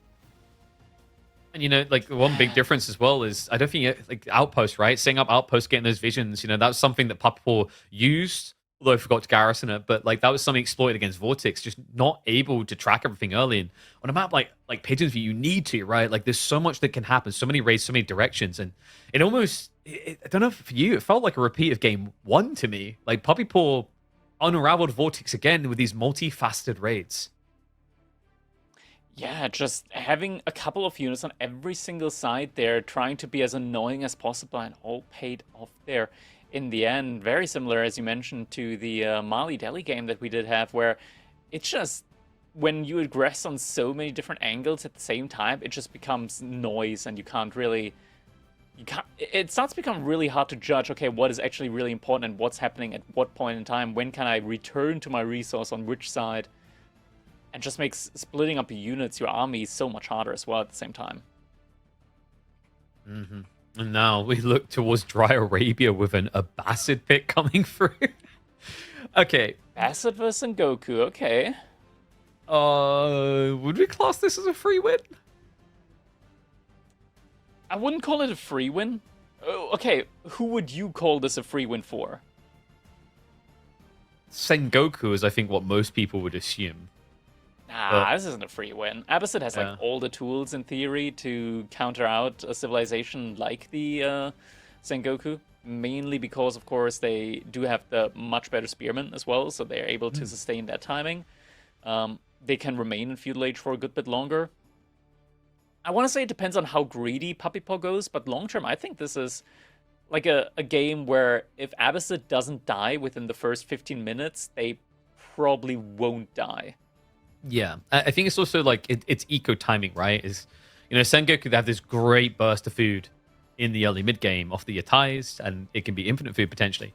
But on the flip side, Abbasids, they've got fresh foodstuffs. They've got the Golden Age tier 1 for 15% gathering. They actually have a lot of complementary elements to make them just as lean and efficient as the idea of these yatais. Yeah, I think like with the Phalanx Spearman that you got in as well, like super strong Spearman overall, and typically food economy wise, Abbasid, they can go for a really early farm transition with the Fertile Crescent. Just very cheap farms overall, very cheap buildings overall, cheap villagers all at the same time.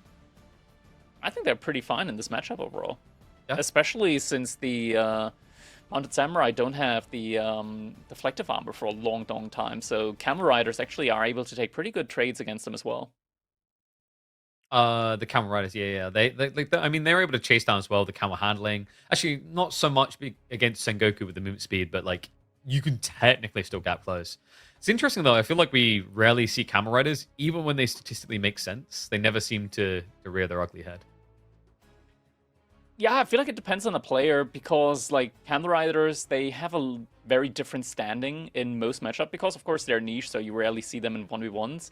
But in team games, they're actually meta, so team game players especially have a much different appreciation for the Camel Rider overall. I still remember, I think it might have been Dragavan, and like he came in my chat. He's just given the challenge to go win with Camel Riders, and he queued into Avali. And like Avali came in off the game, like he almost lost it, right? He's like, "What the hell is going on there?" And he's like, "I think they're actually really good." So I think you're right. You just need a few people that are convinced, that have great conviction for the camels, to then go out and convince the rest, and maybe then we'll see them start to arrive. Because the Lancer, I get the logic. It's a good jack of all trades, whereas Camel Riders exceed them as specialists. All right, the timer is hitting 0, so now it is time for us to jump into our game number 4 between Puppypaw and VortiX. At the moment, Puppypaw, he's leading with the scoreboard 3-1 against VortiX. Can VortiX turn this one around with the Sengoku Daimyo? It feels like he's got the stronger civilization here, but the opposite, mention it, they do have all the tools that they need in order to deal with one of those, strong cavalry civilizations in the game. So we'll have to see just exactly how this one is going to be playing out. Should be an interesting one. I mean, in theory, with the early economical elements, such as cheaper workers, the Golden Age, you'd think that they would have the economical capacity, especially when you realize that Sengoku, they do have the yatais, but if that gets shut down at all, there's a big question mark over how efficient they are going to feel here. Looking at the spawn, I mean, VortiX, it's, I want to say, a decent one. The boar is fairly close to base. He's already got the yatai on top of it. Yeah, so it's going to be getting a good amount of food from that. Ooh, but there is a trade-off here, right? You're seeing the placement of that Matsuri. It's not buffing much. It's buffing gold and eventual farms, and that's about it. So yeah, it's going to have to go for another Matsuri at some point if he wants to, buff up something like the berries, like for example. Yeah, I think for the wood, right? Because like in this matchup, I wonder if Yumi's, I don't want to say an absolute must, but it feels like that's a direction you're going to be forced into, especially when you mention early things like the Bastard Spearman.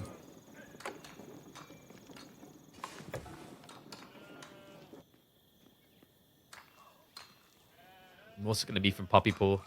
Probably just a good old melee wing, I guess. It could be military wing. Honestly, I would personally also just still see economy wing with just a single TC, just courtesy of the cheaper farm transition, helping you out there as well, getting some nicer timings that way. He's anxious for it as well. A little bit of gold down to be dropped off, and we should be getting a full picture painted. I mean, is military. Yeah, melee. Okay. I was gonna say, like this type of spawn, your opponent's got forward spawn in gold, but so do you. So like, there's a back and forth risk here. VortiX sending some villagers out in order to start gathering from that boar. It's always nice when you have a yatai nearby that's just gonna be, Here we go. making that board chill a little bit. It's, what it is. It's it's the aroma. Acupuncture. Yeah, it's the aroma of the hot dogs. They're soothing, right? You smell them, and you know when you have that with some foods where you smell them, it just takes you back to your childhood. He thought he was Pumbaa. Turns out he was just porked. Thought he was getting some relish on that hot dog. He's like, oh yeah, the double hot dog with the mustard. I'm looking forward to. What do you mean I'm the hot dog? So great. What do you mean right now. I'm the hot dog? Yeah, right. They just roll out 2 giant pieces of bread, like just cram them in there. So that's gonna What be a are you, healthy an food. idiot sandwich? I mean, that ball would be the biggest idiot sandwich you can make. Has Puppypaw scouted it? No, he only just arrived back in base. I wonder if he's going to check in on it straight away, because there's still a lot of map he hasn't actually looked at. I mean, that's where the military wing can come in handy, just having the units out on the field immediately to start putting some pressure on your opponent. It looks so far like he hasn't actually moved over to stone at all, so it's just a 1 TC play at the moment from him. So 1 TC aggression maybe coming out from the Abbasid here. It's going to be an interesting one. Yeah, interesting. VortiX on his way now with the Coca. Decent-ish amount of wood gathering. You know, he's already got the 3 ties out, so he doesn't have to be that aggressive. He's got plenty of stone if he needs to set up an outpost and get in placements too. But I guess the tricky thing is, like, you don't really want to rely on a building to protect you there, because it's kind of comically easy for Abbasid to ram that down.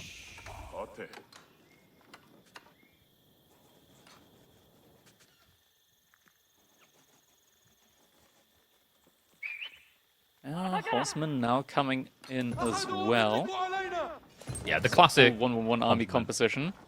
Yeah, it's like a long time ago it got decided to be the most effective way, right? Because then you have all angles covered. Because like realistically, if you don't do it, Sengoku just drop an archery and build 3 Yumi, and it's like actually a really cost-efficient way for them to counter military wing.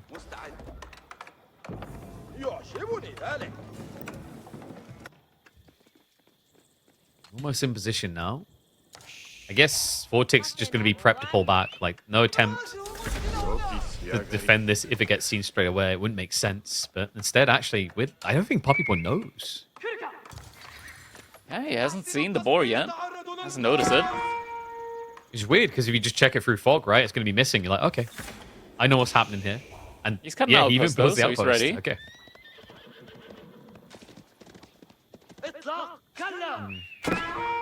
Puppypaw, despite the fact he does see this, okay, he's now bringing them back. The archers and spears were checking the berries first. They are in the way. And he is starting to stockpile, so we should be seeing a ram coming in momentarily. Now this feels weird from Sengoku. Is he going to try and snipe the trader? Because that one is going to bring 50 food over to VortiX. I think it's too late Not now. insignificant. Yeah, now it's too late. He notices, but on it late. Now That's a keep good in amount of food that came in. mind, we've got Yari cavalry coming through to mirror the horseman play. The ram is going to have a big problem here, especially because that outpost, that house out there, that already gives Sengoku a way of spawning their ninjas in the fight. Yeah. It's going to be a rough one to really make the siege work here. Puppypaw still trying to go for it. Barracks also coming in, so it's going to be able to reinforce more spear, and most importantly also get the hardened spearman upgrade. But we already have the daimyo making its way across. Fortification also about to hit. What a timing here. I love it. I love the priority over arrow slits, just to make it impossible to kill. We already have the daimyo arriving, starting to whittle away at this. Villagers are going to just pull the torches because there's no archers here to intercept. Even just micros them back into the tower one by one, so will be a successful denial. Daimyo is going to take a decent amount of damage, but just such a tanky unit against only 2 spears. However, does get a worker, almost pinch the daimyo as well. Final torch hull is going to come through? No, it's edging. I think he just throws the Yari away. Nice blocker there. Archer got in the way of it. Are you kidding me? No way. Oh, with the arrow fire, he managed to get it. That was disgustingly close. That Archer body block was sick. Yari was meant to finish that with ease. Not able to, but now he should be able to scare him away. Outpost survives. Horsemen are going to try to poke at the Yatai, but it's just so tanky. He just has to go and build another ram to try this again. At least he has forced the Yatai home. Shinobi? Look at the micro. Love this from VortiX. Just skims off to the side. Forces the cancel. That's huge. And the grenades even get an archer kill. Yeah, the aggression from Puppypaw pretty much completely denied here now. What's what they say, you know? For another ram, and it's still visible. Well, what's what they always say? You need a balanced composition of melee and range. Well, Sengoku, just grenade's good enough. Yatai is going to be in trouble now, but he dives onto it. finds the Spearman. He's going to deny the ram. He already done some damage to it. So cancellation is Cancel it, cancel it! It's not even coming through. He's so focused on killing the Atai. Yari are now moving over. This is such a messy attempt. Puppypaw has been denied 3 times on this dive. Man. Crazy, crazy early aggression here. Gotta be feeling like a spurned lover at this stage. Cam Archer even now added in to try and counteract the Yari. We already have Yuumi now being prepped by VortiX. Now, also, keep in mind, like, he did already invest in the Takeda clan, so he doesn't have Oda as a functional alternative, right? Like, that's a pretty important detail. He's missing out on that +1 for probably a little bit more time. It doesn't seem like he wants to rush Stone after all. Yeah, so for the time being, the archers, as you mentioned, are going to be quite weak, at least in comparison. That's a big benefit here for the Camel Archer. No pierce armor, but relatively high health. Such an annoying outpost to beam. And the choice to go fortification of arrow flicks, so important here. Yeah, now with arrows as well, it's going to make it even harder to take down.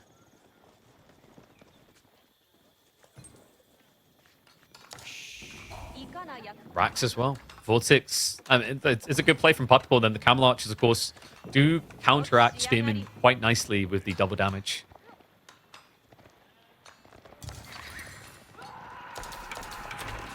Spearman still coming in. Double Camel Archers so far. I'm not sure, like, okay, there we go, finally. VortiX also adding in the spears. It's gonna help him a lot with the army composition. Probably gonna be necessary. Looks like another hot dog stand has been found out. I'm sure they'll kill it in time. Surely. It's not like you could click your Yari across here and arrive in time, but he's distracted right now. He's busy dealing with rams. I mean, honestly, yeah, ram goes down. Losing a hot dog stand to beat a ram is a pretty damn good trade. Oh yeah, the Shinobi as well. It's coming in. It's such a weird fight because that you got the camel on knees on one side, but then you got the Shinobi damage buff on the other. And no, come on. Oh, He's no, just got all that work. All the damage repaired in an instant. And he even loses a horseman. Yeah, it's a pretty rough one here. Rough opener to this game now. So, the weird part is that it doesn't really feel like there's like an immediate game plan transition now for Puppypaw. Like, what can he really do? Like, he's going all in into this feudal age play. We're now seeing even more Camel Archers being added on top of the army.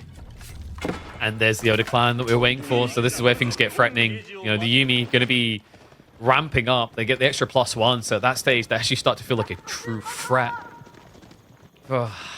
It's a tricky one from here, isn't it? You know, it does feel like it's scaling exactly where Sengoku needs it to. And with the correct army comp as well.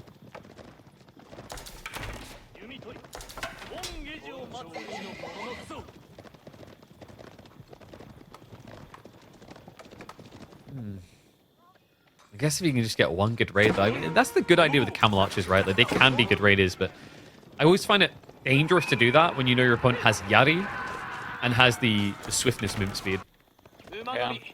I mean, having this many Camel Archers, it means that VortiX, like, he wants to go into Spearman, but realistically, he can't really make a lot of them. Just because they get sniped out so quickly by the Camel Archers. They have a lot quicker attack speed than normal archers as well. With the bonus damage, they take them down tremendously fast. Cannibal Samurai it is. Yeah, sure.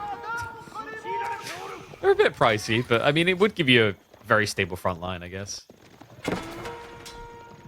Yari, creep around the back. Walls are going to be coming up, so VortiX is removing the threat potential. I mean, this now worries me more with this Cam Archer idea. Like, you're not going to have anywhere to sneak in at this rate.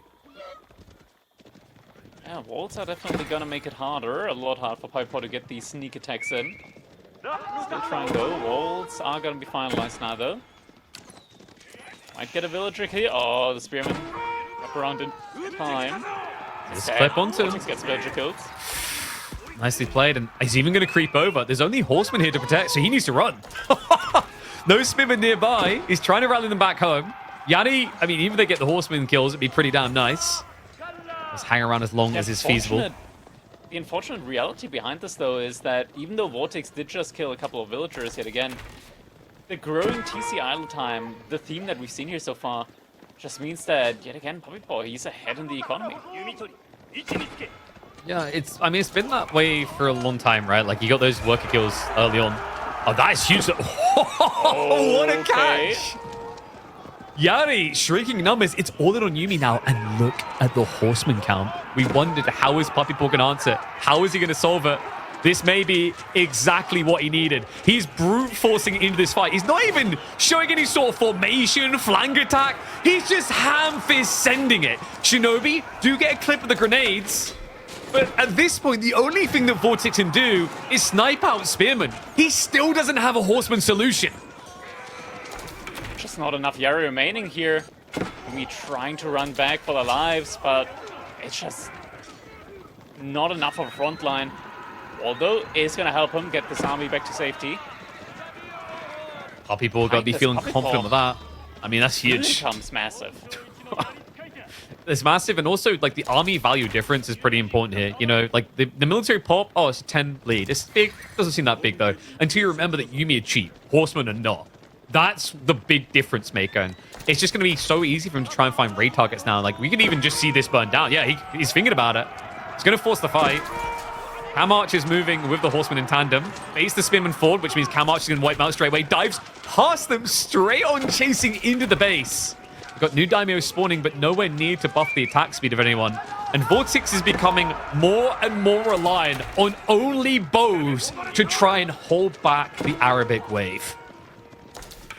Army value almost 3-1 at the moment. Another race coming in, a Daimyo and the Yari cavalry, but yeah, I mean, he killed a good couple of villagers here.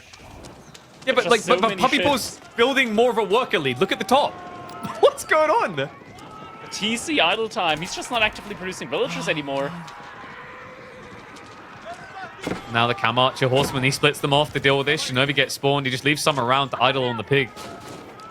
It just feels like VortiX between a rock and a hard place. And, you know, he said that at the start that Bass is not the worst idea in the world against Sengoku. It looked bad at the beginning. It looked like a struggle.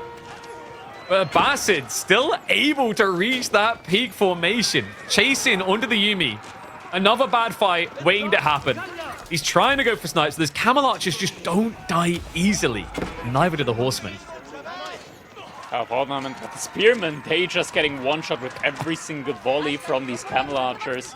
Villagers Archers jumping inside the TC, little TC hope coming in there. I'll save a few lives. Here. But look at Puppypaw's macro.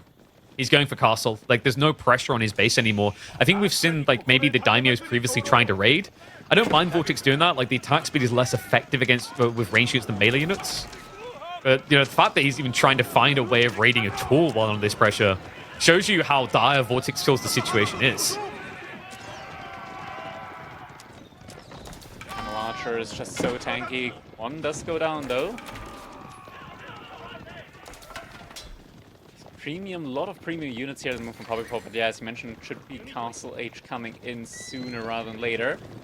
Lots of horsemen chasing behind a couple of the Yari. And oh my god, he's... What? you're not... Hey, you're not eating this, right? You're still on the hot dog. I'm pretty sure you're still eating the big pig. Okay, I'll take this off your hands. Oh my god. He's just stealing the deer from He doesn't VortiX. have to stop Who there. Needs Pro Scout? Like, look, he's waiting for this too. He's just gonna move from one to the other to the other. This is gonna be a starvation game. And an overchop! Oh no! Oh, no! that's GG. The cams! They get in and wait. The panic! What? He's going back? I've got textiles, bro. Don't try me. I think he will. That's now a 10 worker lead, and Puppypaw ready to trigger castle. Oh my god. What a game. What a series out of Puppypaw. I mean, this is turning into destruction. It's turning into a mirrored repeat at this rate of the upper finals. Raid does connect to some workers, but... Still trying to go for a snipe, yeah, but... Like, VortiX, how is he gonna catch up in the timing here? Not even sure if he's aware of the H-up yet behind this. Fortification on both outposts as well. These are not gonna go down anytime soon. And, you know, we could just wait for the tech up and maybe add in Springles. That's always an option there, just to make sure he can never fight you. He's trying to go for Rams now. That's 18 minutes. Oh boy. When your opponent has mass horsemen as well, remember? I mean, well, less of a mass than before, but 14 is still bloody strong. And he's even creeping in on you again. The cam archers get in range, horsemen as well. Villager pull away a little bit too slow. Shinobi have to be summoned just to get them away. That's a please leave me alone, ninja. Yari are going to look to emerge on top of the cam archers, but the horsemen just muddy the fight with great ease. And this is all just to keep VortiX in his base, while Puppypaw goes for the real win at home. And he's going for the proxy barracks into Are you mass kidding me? Golem. Did I just hear a screenshot sound? You did. It's so rare. we had to commemorate this moment. Must have an American production crew in right now. They're like, NA's done it. They're almost there. They're about to be one game away, and they're gonna do it by beating Sengoku with Mass Golem. Now this would be the situation to build Kanabo in. Oh no, and he just saw it. He forced the fight, but tech up complete. It's time to queue up Golem. Get the barcodes ready. Boop them out. 2 for the price of 1. Boop, boop, boop. Needs time though. Archers plus the camels get chased away. VortiX, can he clear this all? I mean, the Rams are trying to deal with the outposts. So the Golems, at least a few of them are going to be able to get out here. The workers now being punished for the greed. Free going to go down. Oh, he's positioning Buzz in between the... Oh my god. It's going to be another 5 down. He's going to take him down. The villagers, they try to scramble in. That's a mid. Not enough room. Comes back in. The Golems do arrive now. There's not much melee left here. It's just Yumi. Yumi, they're going to struggle against the Golems. Puppypaw, he's invested all the food. Look at his food income. If he can't gather here, he's got Zeal at home. Rams. Just plummeted. He's got rid of a second. Go into the second. Yumi. Go to the other deer. The lead is shrinking. VortiX still has to deal with the conundrum of getting castle, but he's not dead yet. It's looking rough. It's still looking rough. Daimyo's doing a good job, but now the archers got veterancy on them as well. I feel like that was the best that he could have hoped for, right? Like in that situation, yeah, it's not enough. GG comes through. He is dead now. Puppypaw locks it in. He is now 1 game away from locking in his first S-tier title. Yeah, now on match point, total resource gap. VortiX even ahead in the overall resource gap. And to be fair, at the end, it was kind of like a Hail Mary. A lot of food villagers idled out from Puppypaw. Yeah, something like that. It's interesting. I was like, when he didn't call GG straight away, I was like, maybe he's got food and he's got Kanabo, Samurai. And then you look at the minimap, like, oh, that's right. Like, both of them are fighting for this food. That's what made that such a glorious ending, is like, whoever has to walk away from here will be foodless, right? You had the deer, you had the berries, the other deer. It was a crafty idea by Puppypaw. And props to him, man. A Civ that most people would rank D tier, and he wins against an S tier ranked Civ. Yeah, it just goes to show there are just so many matchups that are still left to be fully explored. And I was thinking about it, just looking at the, units that Abyssal in theory has access to. And I was like, hey, yeah, actually, could work out well.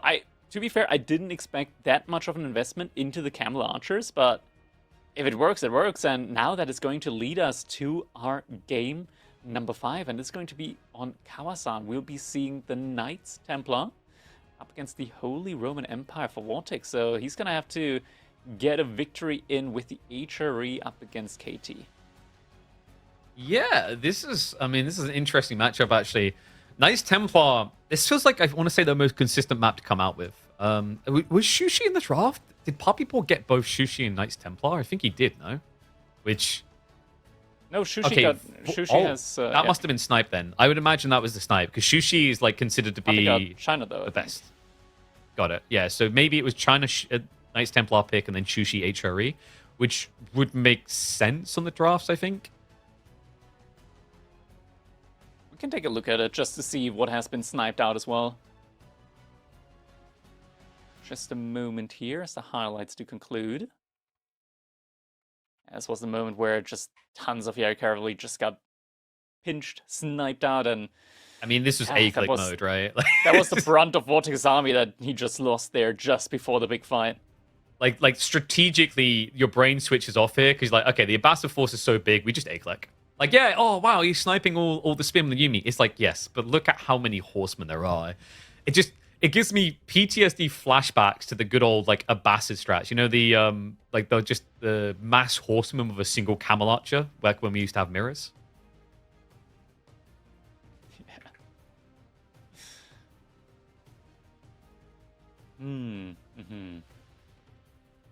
HRE versus KT. I mean, this is an interesting one just because we know HRE as like a civilization that plays heavily into religious units and relics. We could find ourselves here in a game where both sacred signs are going to be kept for the HRE and Knights Templar just cannot get any pilgrims out. That could genuinely be the case here. Yeah, and like I mean, I wonder if we're gonna actually see him convert as well, because I feel like I've seen some people really start to line with the Mindwork way, kind of like what you were seeing out of players such as, you know, B and Anatan for a long time. It can make sense here. You know, if you play into Horseman, you just get the all pikes, you raid through really nicely. Even if your opponent goes for the French commandery, like it's actually surprising how effective HRE Horsemen become with the Mindwork backing.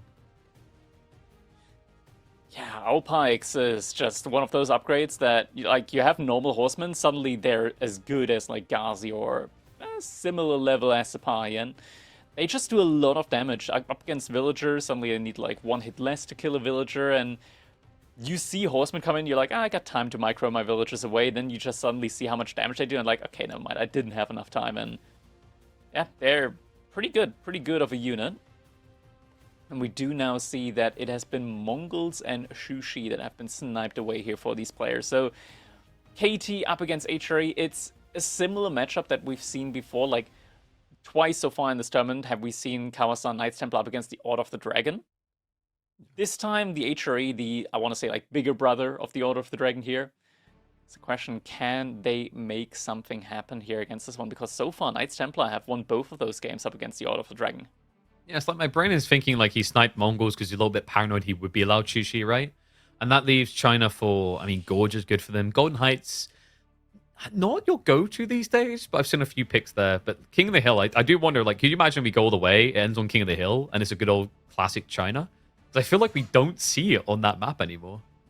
China versus, what would it be? Like French potentially try and drop a red palace in the middle of the map? Or the dragon, maybe?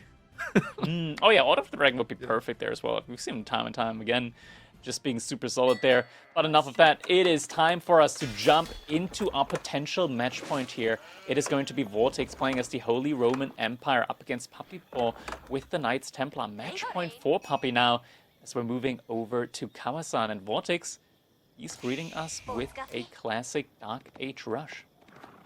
He wants to set the tempo, he wants to set the aggression. I mean, it fits because the pattern in this series really has been aggress and win.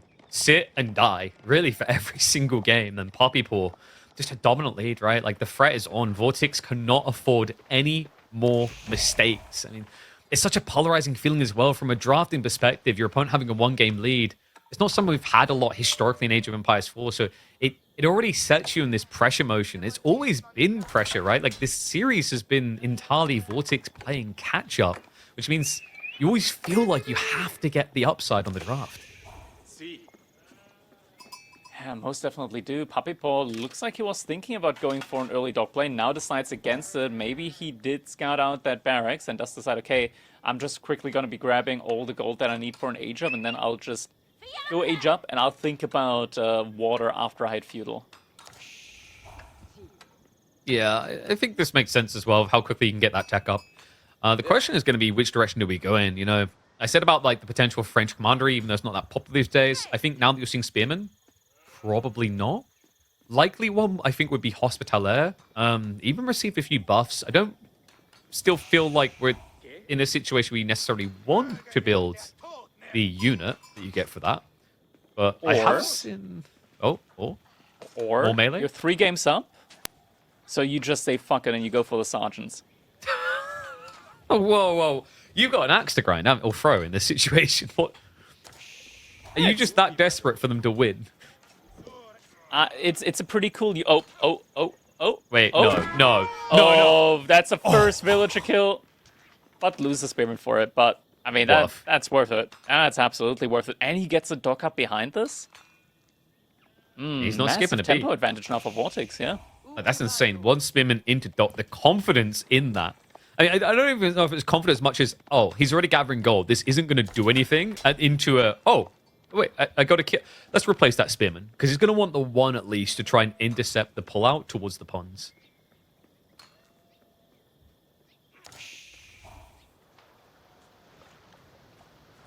Is he going to go for another pond? No, there's another spearman coming up. coffee? Yeah, like I said, you just want this to guard the sides, right? Because you know Puppypaw is going to try to get out. So this way you at least force him to archery. And then you can potentially follow up like Horseman Mine Work on a delay. I don't know though, like with this spawn, Arkan does seem delicious. Like have you seen the back tree line he got? You know, where they've... What was the term I'm With the looking like? little curve there? I mean... Yeah, you know when you got like germs that absorb other germs? I can't remember what the term is. It's like just trying to eat it. Got some Agario. Yeah. Can we just get that up on stream? Definitely not going to get complaints from Microsoft. Surely not. It's okay, they can just go buy it. So is Hospital? VortiX has a pretty good one, pretty good spot there next to gold and the wood line for an Arkan. Could be a classic Spanish Arkan. Like, what you mean, let's like make sure there's not enough room for farms. Yeah, make sure you Damn fit few as many houses. buildings as possible in between, like next to the Arkan Chapel. Because structurally, buildings are stronger when they're put close together, okay? Yeah, same goes for wildfires. Yeah. Because like that way... Wildfires are also stronger when buildings are next to each other. Exactly. And if there's a wildfire, then your enemy can't go on your base because it's dangerous. Is that how Manganiques work? Pretty much. You know, it's scorched earth strategies just before they were called that. Ignore the screams as well. You know, you were just in a game against the Abbasids. Like, you probably got used to hearing innocent scream. Asia should be coming in now, and it is going to be a mine work instead. Okay, so VortiX opting for the mine work. How is it you don't say that in the most German way possible? Minewerk. There we go. That's the ASMR moment in Age of Empires category. Archer's opening as expected. Puppypaw already getting an archer ship out just to secure his own pond. VortiX, I mean, he's got all the boxes ticked for allowing horseman spam here. Could even give him a way of denying those docks down the line. But Crackety, you have to burn them super hard, like wildfire mode hard, because Knights Templar docks are not docks. They're housing ballistas. They're That's harbors. true. Exactly. They are infinitely more tanky. And that's why you have to pay an insane amount more. They don't look the part, but they are. Trust me, bro. That's how it works, you know? Like muggers, they never... I wish that's they what made they them tell bigger. you. Yeah, I wish they just really made them should. bigger. You know, because I feel like, you know what it is? It's like, if someone had if I was going to get mugged by someone, but they had, like, a springled gun underneath a trench coat, I feel like I'd see a bulk versus not having a weapon at all. Like, you just can't tell them apart from standard docks at all. Yeah. Unless you click on them, and, I mean, who reads? You always have to consider, okay, I'm up against Knights Templar, but if you don't consider it... Imagine team gamers, though. Imagine you're a team player, and you use the every enemy is red, and then all allies are like, what color is it? Yellow? I can't remember. Then you Something screw. that we actually... Yeah, something that we actually haven't talked about yet is VortiX is actually struggling a little bit for food on the land side. Oh. It's only got 5 sheep remaining, and there's still a lot of sheep that haven't been picked up yet. Archer is harassing the gold a little bit, but already do have the prelate healing up there. Looks like VortiX is trying to go for a fast castle age follow-up behind this, while Puppypaw did invest into some archers. So it's a bard and armor build. Interesting. And I mean, wait, is this is just one prelate? Why is Puppypaw not trying to shoot him? Like, the entire time? He was using advanced camouflage technology. Are we sure that Archer didn't just, like, want good target practice, you know? He's, like, getting warmed up. He's like, all right, I bullseyed everything. I'm ready for the real fight. Other possibility. That's a quick dock coming up. 3 villagers working on that. Puppypaw isn't gathering stone behind this, so it's not for an immediate ballista. Same time, Archer still trying to be annoying on the gold. Dying from the gold. A little bit of an ambitious dive. Not Archers? Okay, that's gonna hurt a bit. So pump begins. Puppypaw building his own archer ship just to try and harass everything out here. But look at that burn damage. He'll be done by the time that my daughter's in high school. How long It's is going to that? take a while. Well, she's only like almost 4, so we've got some time.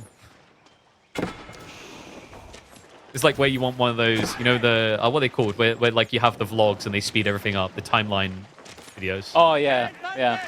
The one dude just staring emptily into the camera as he just grows older and older and older. And you just slowly see a tiny fire begin in the fortress harbor. So he's going for the Outlaws spring are coming follow-up. on. Notice And he it's does full army not want composition, flaming but the blisters. archship's going down before. This is the weird thing to me. Like, I feel like you just get so much value out of those ballistas.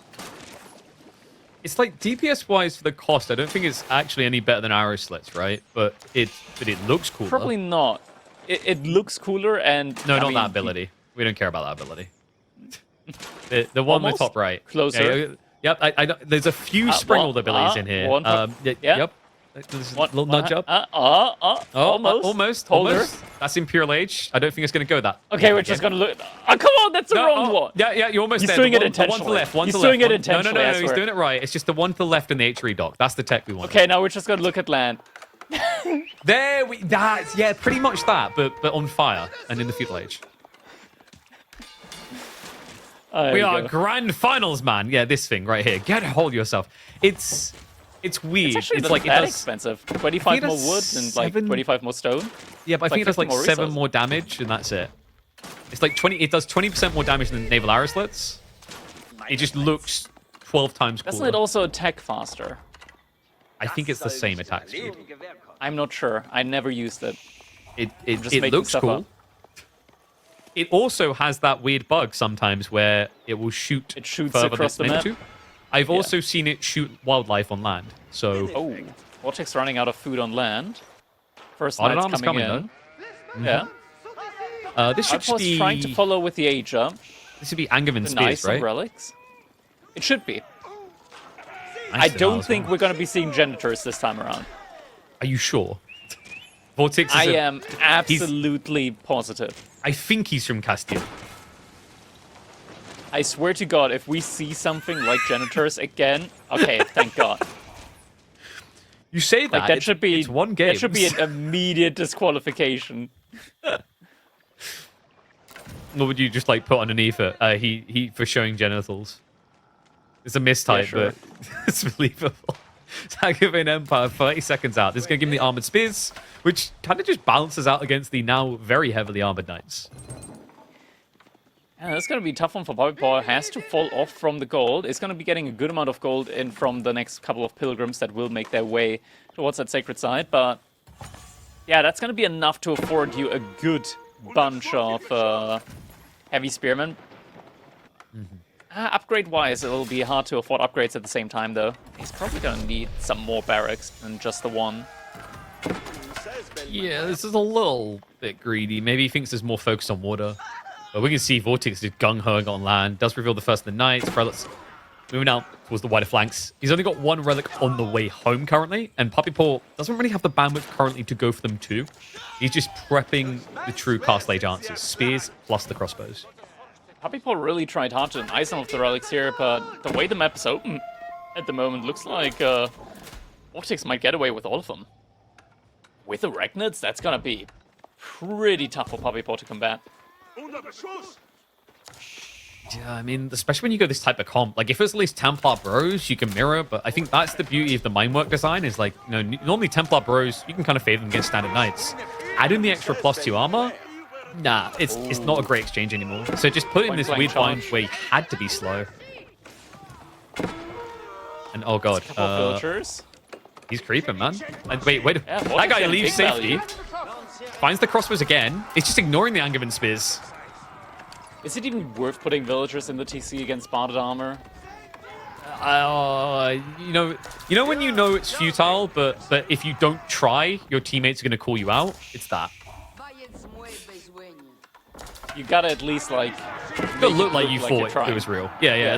Like you gotta. If everyone else believes, you know, it's like being in a cult. If you say it's a bad idea, you're probably gonna get shot and your body's gonna get thrown in a trench. So just nod your head and agree with all, and then pray It's all gonna that be you good. don't lose too fast. Puppypaw did send a single villager out to the gold in the corner. Knights are walking towards that position. Oh, you gotta be kidding me. He's like, but you told me I'd be safe here. I thought this was gonna be a peaceful mission. As you say, as a wolf has been mauling his face the whole time. Oh no. And more villagers tried to go that way. The timing on this is just getting disgusting. Yeah, Puppypaw with the slow-moving infantry just trying to follow up.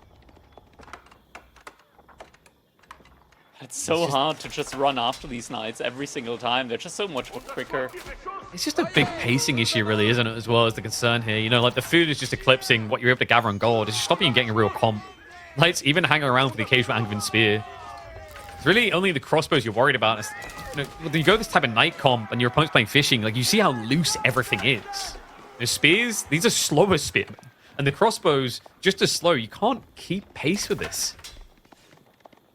Knights yet again wrapping around. Running like over towards the gold. Dab the napkin on the mouth like, you know what, I'm feeling peckish again. Only one crossbowman coming.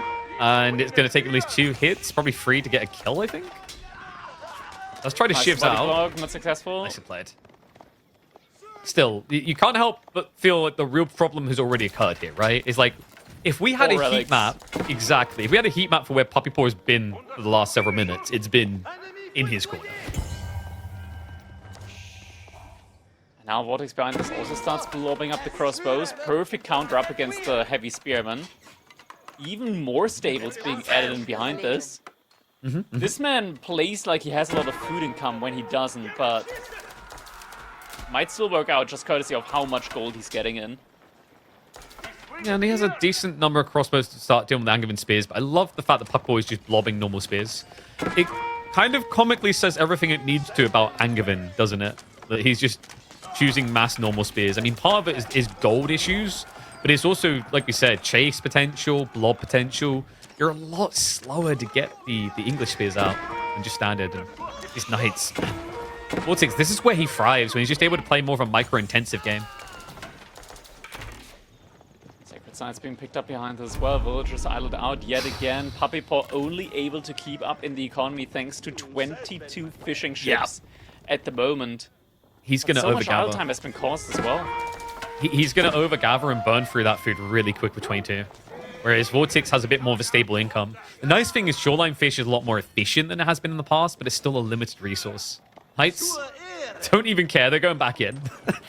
They will finally die. But the main army is looking a bit more concerning here. I think the one problem he's going to have is Puppypaw has just bloated so many spears.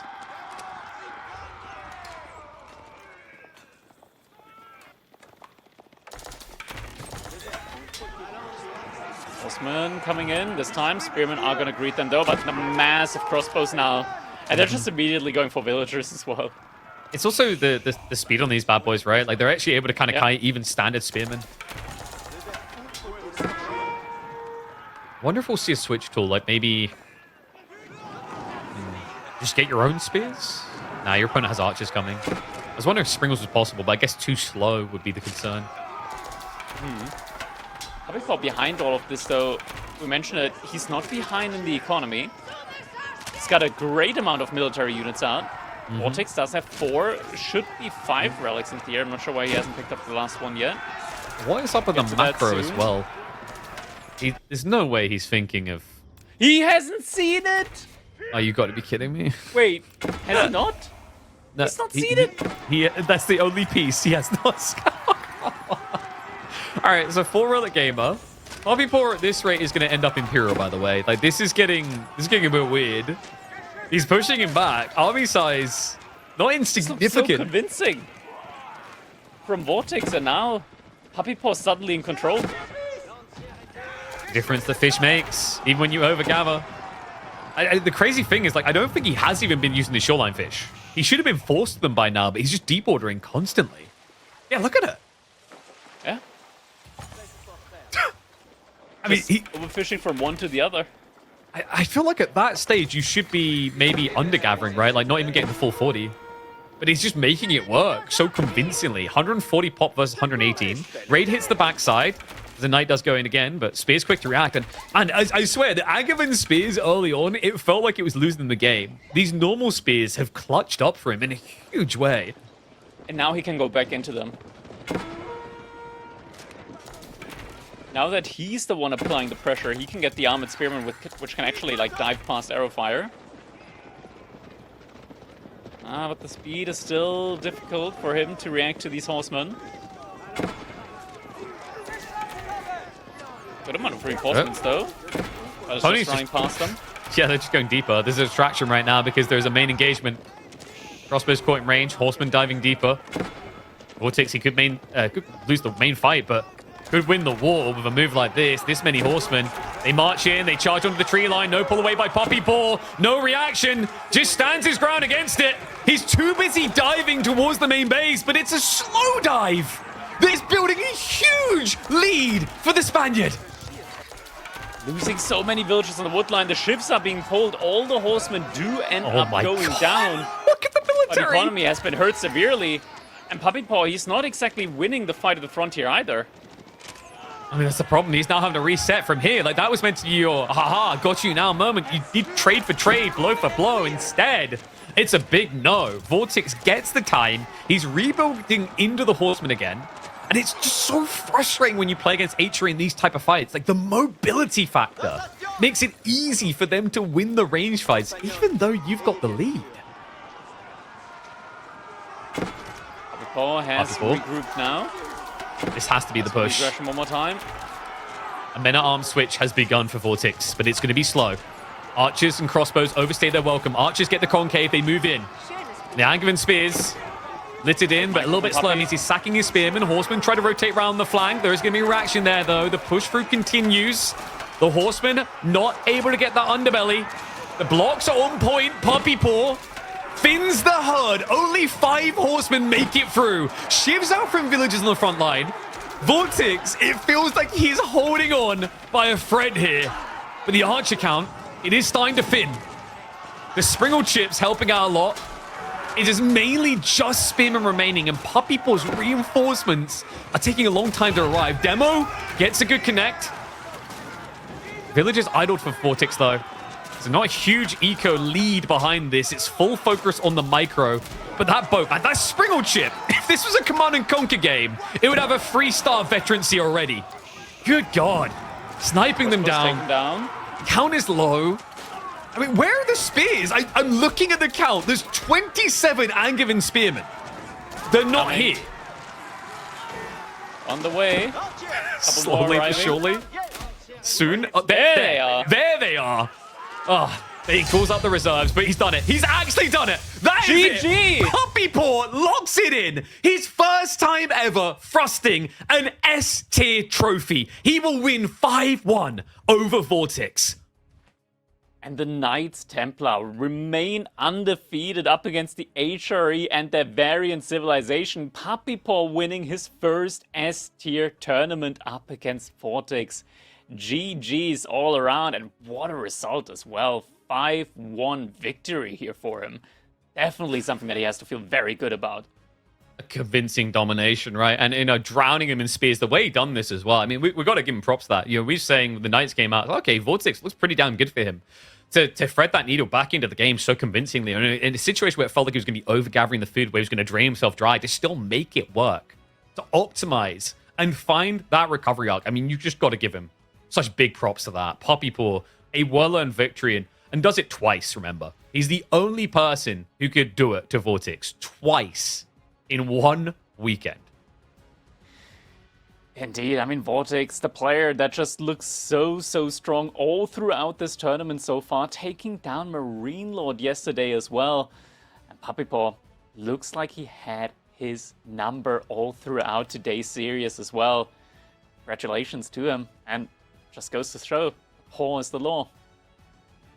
Yes, NA on top. I mean, a great way for the region to round out the year. Like, thinking back to the events we've had, like, S-tier tournament-wise, trying to think, like, result-wise, it's been, isn't it European not domination, but, like, mostly European, right? We had Louis won the EGC Masters Summers, but then it was Marine Lord, all the others, bar the first one, which was Beastie. So it's always inspiring to see that. Like it's someone that I'm always big on. I think we all appreciate is like how different Puppypaw and Wham play because of their own region. We need that. It's inspiring to say that although it may be EU heavy, we've seen all three major regions claim at least one title this year. Yeah, it just goes to show that we've got a lot of competition up here at the moment. Truly great time. And I think it's a great time to check in with our victor. We've got Puppypaw on the line for the final winners interview of the EGC Masters Finals. Puppypaw, first of all, a massive congratulations on locking in your first S-tier tournament. This has been a long time coming. Run me through how it feels to finally crack that egg, because it feels like you've been grinding at this for a long time. Yeah, it feels amazing. Obviously, there's been a lot of up and downs from here. But yeah, it feels like I finally was able to take it, which, I mean, I guess is the case, but maybe it would have been better if maybe it would have been better if I beat Marino in the finals, but I can't be too hard on myself. What are you talking about? You beat the guy that beat Marine Lord twice. Yeah. All right. He was the appetizer. VortiX was the main meal, and you engulfed it. And like I got to talk to you about the difference between 2024 and 2025. Obviously you're saying you're able to commit like 3 days to a real job, and then the rest of the time that you can to doing this. It feels like sometimes you have to remind yourself it's a long journey, right? And it's not just going to all happen overnight. How was the mental state? How did you kind of approach this and not ever feeling like things were on a down spiral? Because you set such a high expectation for yourself in 2024, right? You're runner-up 2 out of the 4 main events. And then this is, of course, the first one you made in 2025's finals. Like, how did you keep pushing through this year? Yeah, I think you made a good point there. Like, you can't be thinking about the past or the future even. You just have to focus on, like, what's right in front of you, like, every single day. Yeah, I just kind of focused on the present for all of these games, all of these matches, and when you do that, it just kind of makes everything else irrelevant, right? So just focus on playing my very best every day. You were the only one that could beat him. What made you so different for VortiX to deal with? Honestly, I don't know. Maybe I just had like a good opportunity to see kind of what he was up to, what kind of strategies he was using. I feel like, at least for me, I'm very good at adapting to people's play styles, not letting them just do whatever they want. Yeah, I kind of put him off his game when it came to civs or maps or matchups. Like I'm trying to not give him comfortable situations for sure. I think that fits because one thing we kind of identified in the cast, it felt like every game you were winning, like you were the pressure point. Multifaceted raids, pressure. I mean, that Abasa game in particular is definitely, I think, going to be memorable for many people, especially being Sengoku the way you did. Run me through the point at which you felt this was done, right? Because you can be humble and say it was the last moment, last game, but was there a moment where you were like, okay, this is in the bag. This is my series now? Yeah, after the ABBA game. I'm trying not to let up, because sometimes I think everybody does that, right? They're in such a good position and they just relax a little bit. But yeah, after the ABBA game, I felt super confident, obviously being up 4-1. And that's a very difficult game to win. I mean, the start did not go well for me at all. But yeah, I mean, he made a lot of... I think he had a good idea of how to play the game, but then he just made like a huge error in the mid-map, and he wasn't able to recover because I was just consistently pressuring him because I knew I was ahead. That makes sense. I think I'd say it was almost VortiX inspired, like the first ram fails, second ram fails, third ram fails. Let's maybe try for a fourth ram, right? Like he's kind of infamous for making that work. And I mean, you played him at his own game, I want to say. But, that's the final S-tier event of the year. What's next? Next is Red Bull, I guess. I'm looking forward to taking some time off, but yeah, I'll be practicing for all the events to come, and I'm looking forward to it. I mean, I'm looking forward to taking a break, maybe streaming a little bit, and getting ready to practice again for the next tournament. Do you think you're going to put more hours into prepping for this one than EGC Masters Finals, like for the next event, or do you like the approach you took here?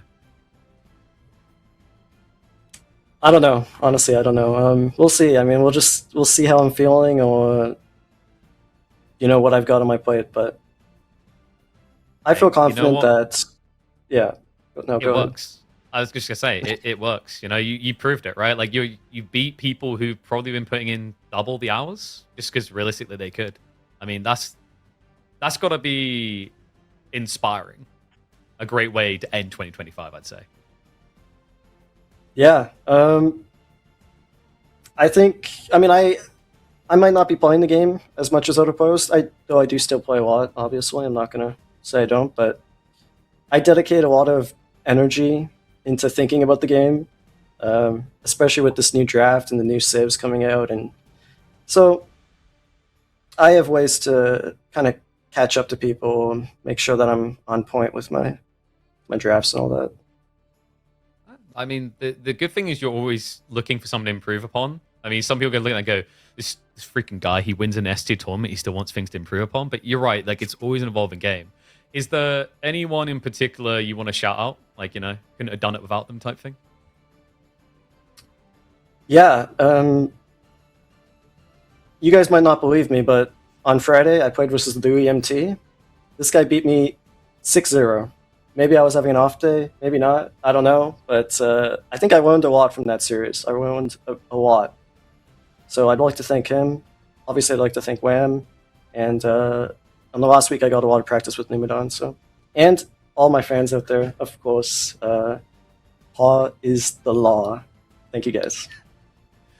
Thank you, man. You laid down the law like a glorious champion. A perfect early present for yourself and for NA as it rises up to claim its title for 2025. Mate, we're going to let you go celebrate, and I'm sure we'll talk again very soon after performances like this. Thank you, guys. Take care.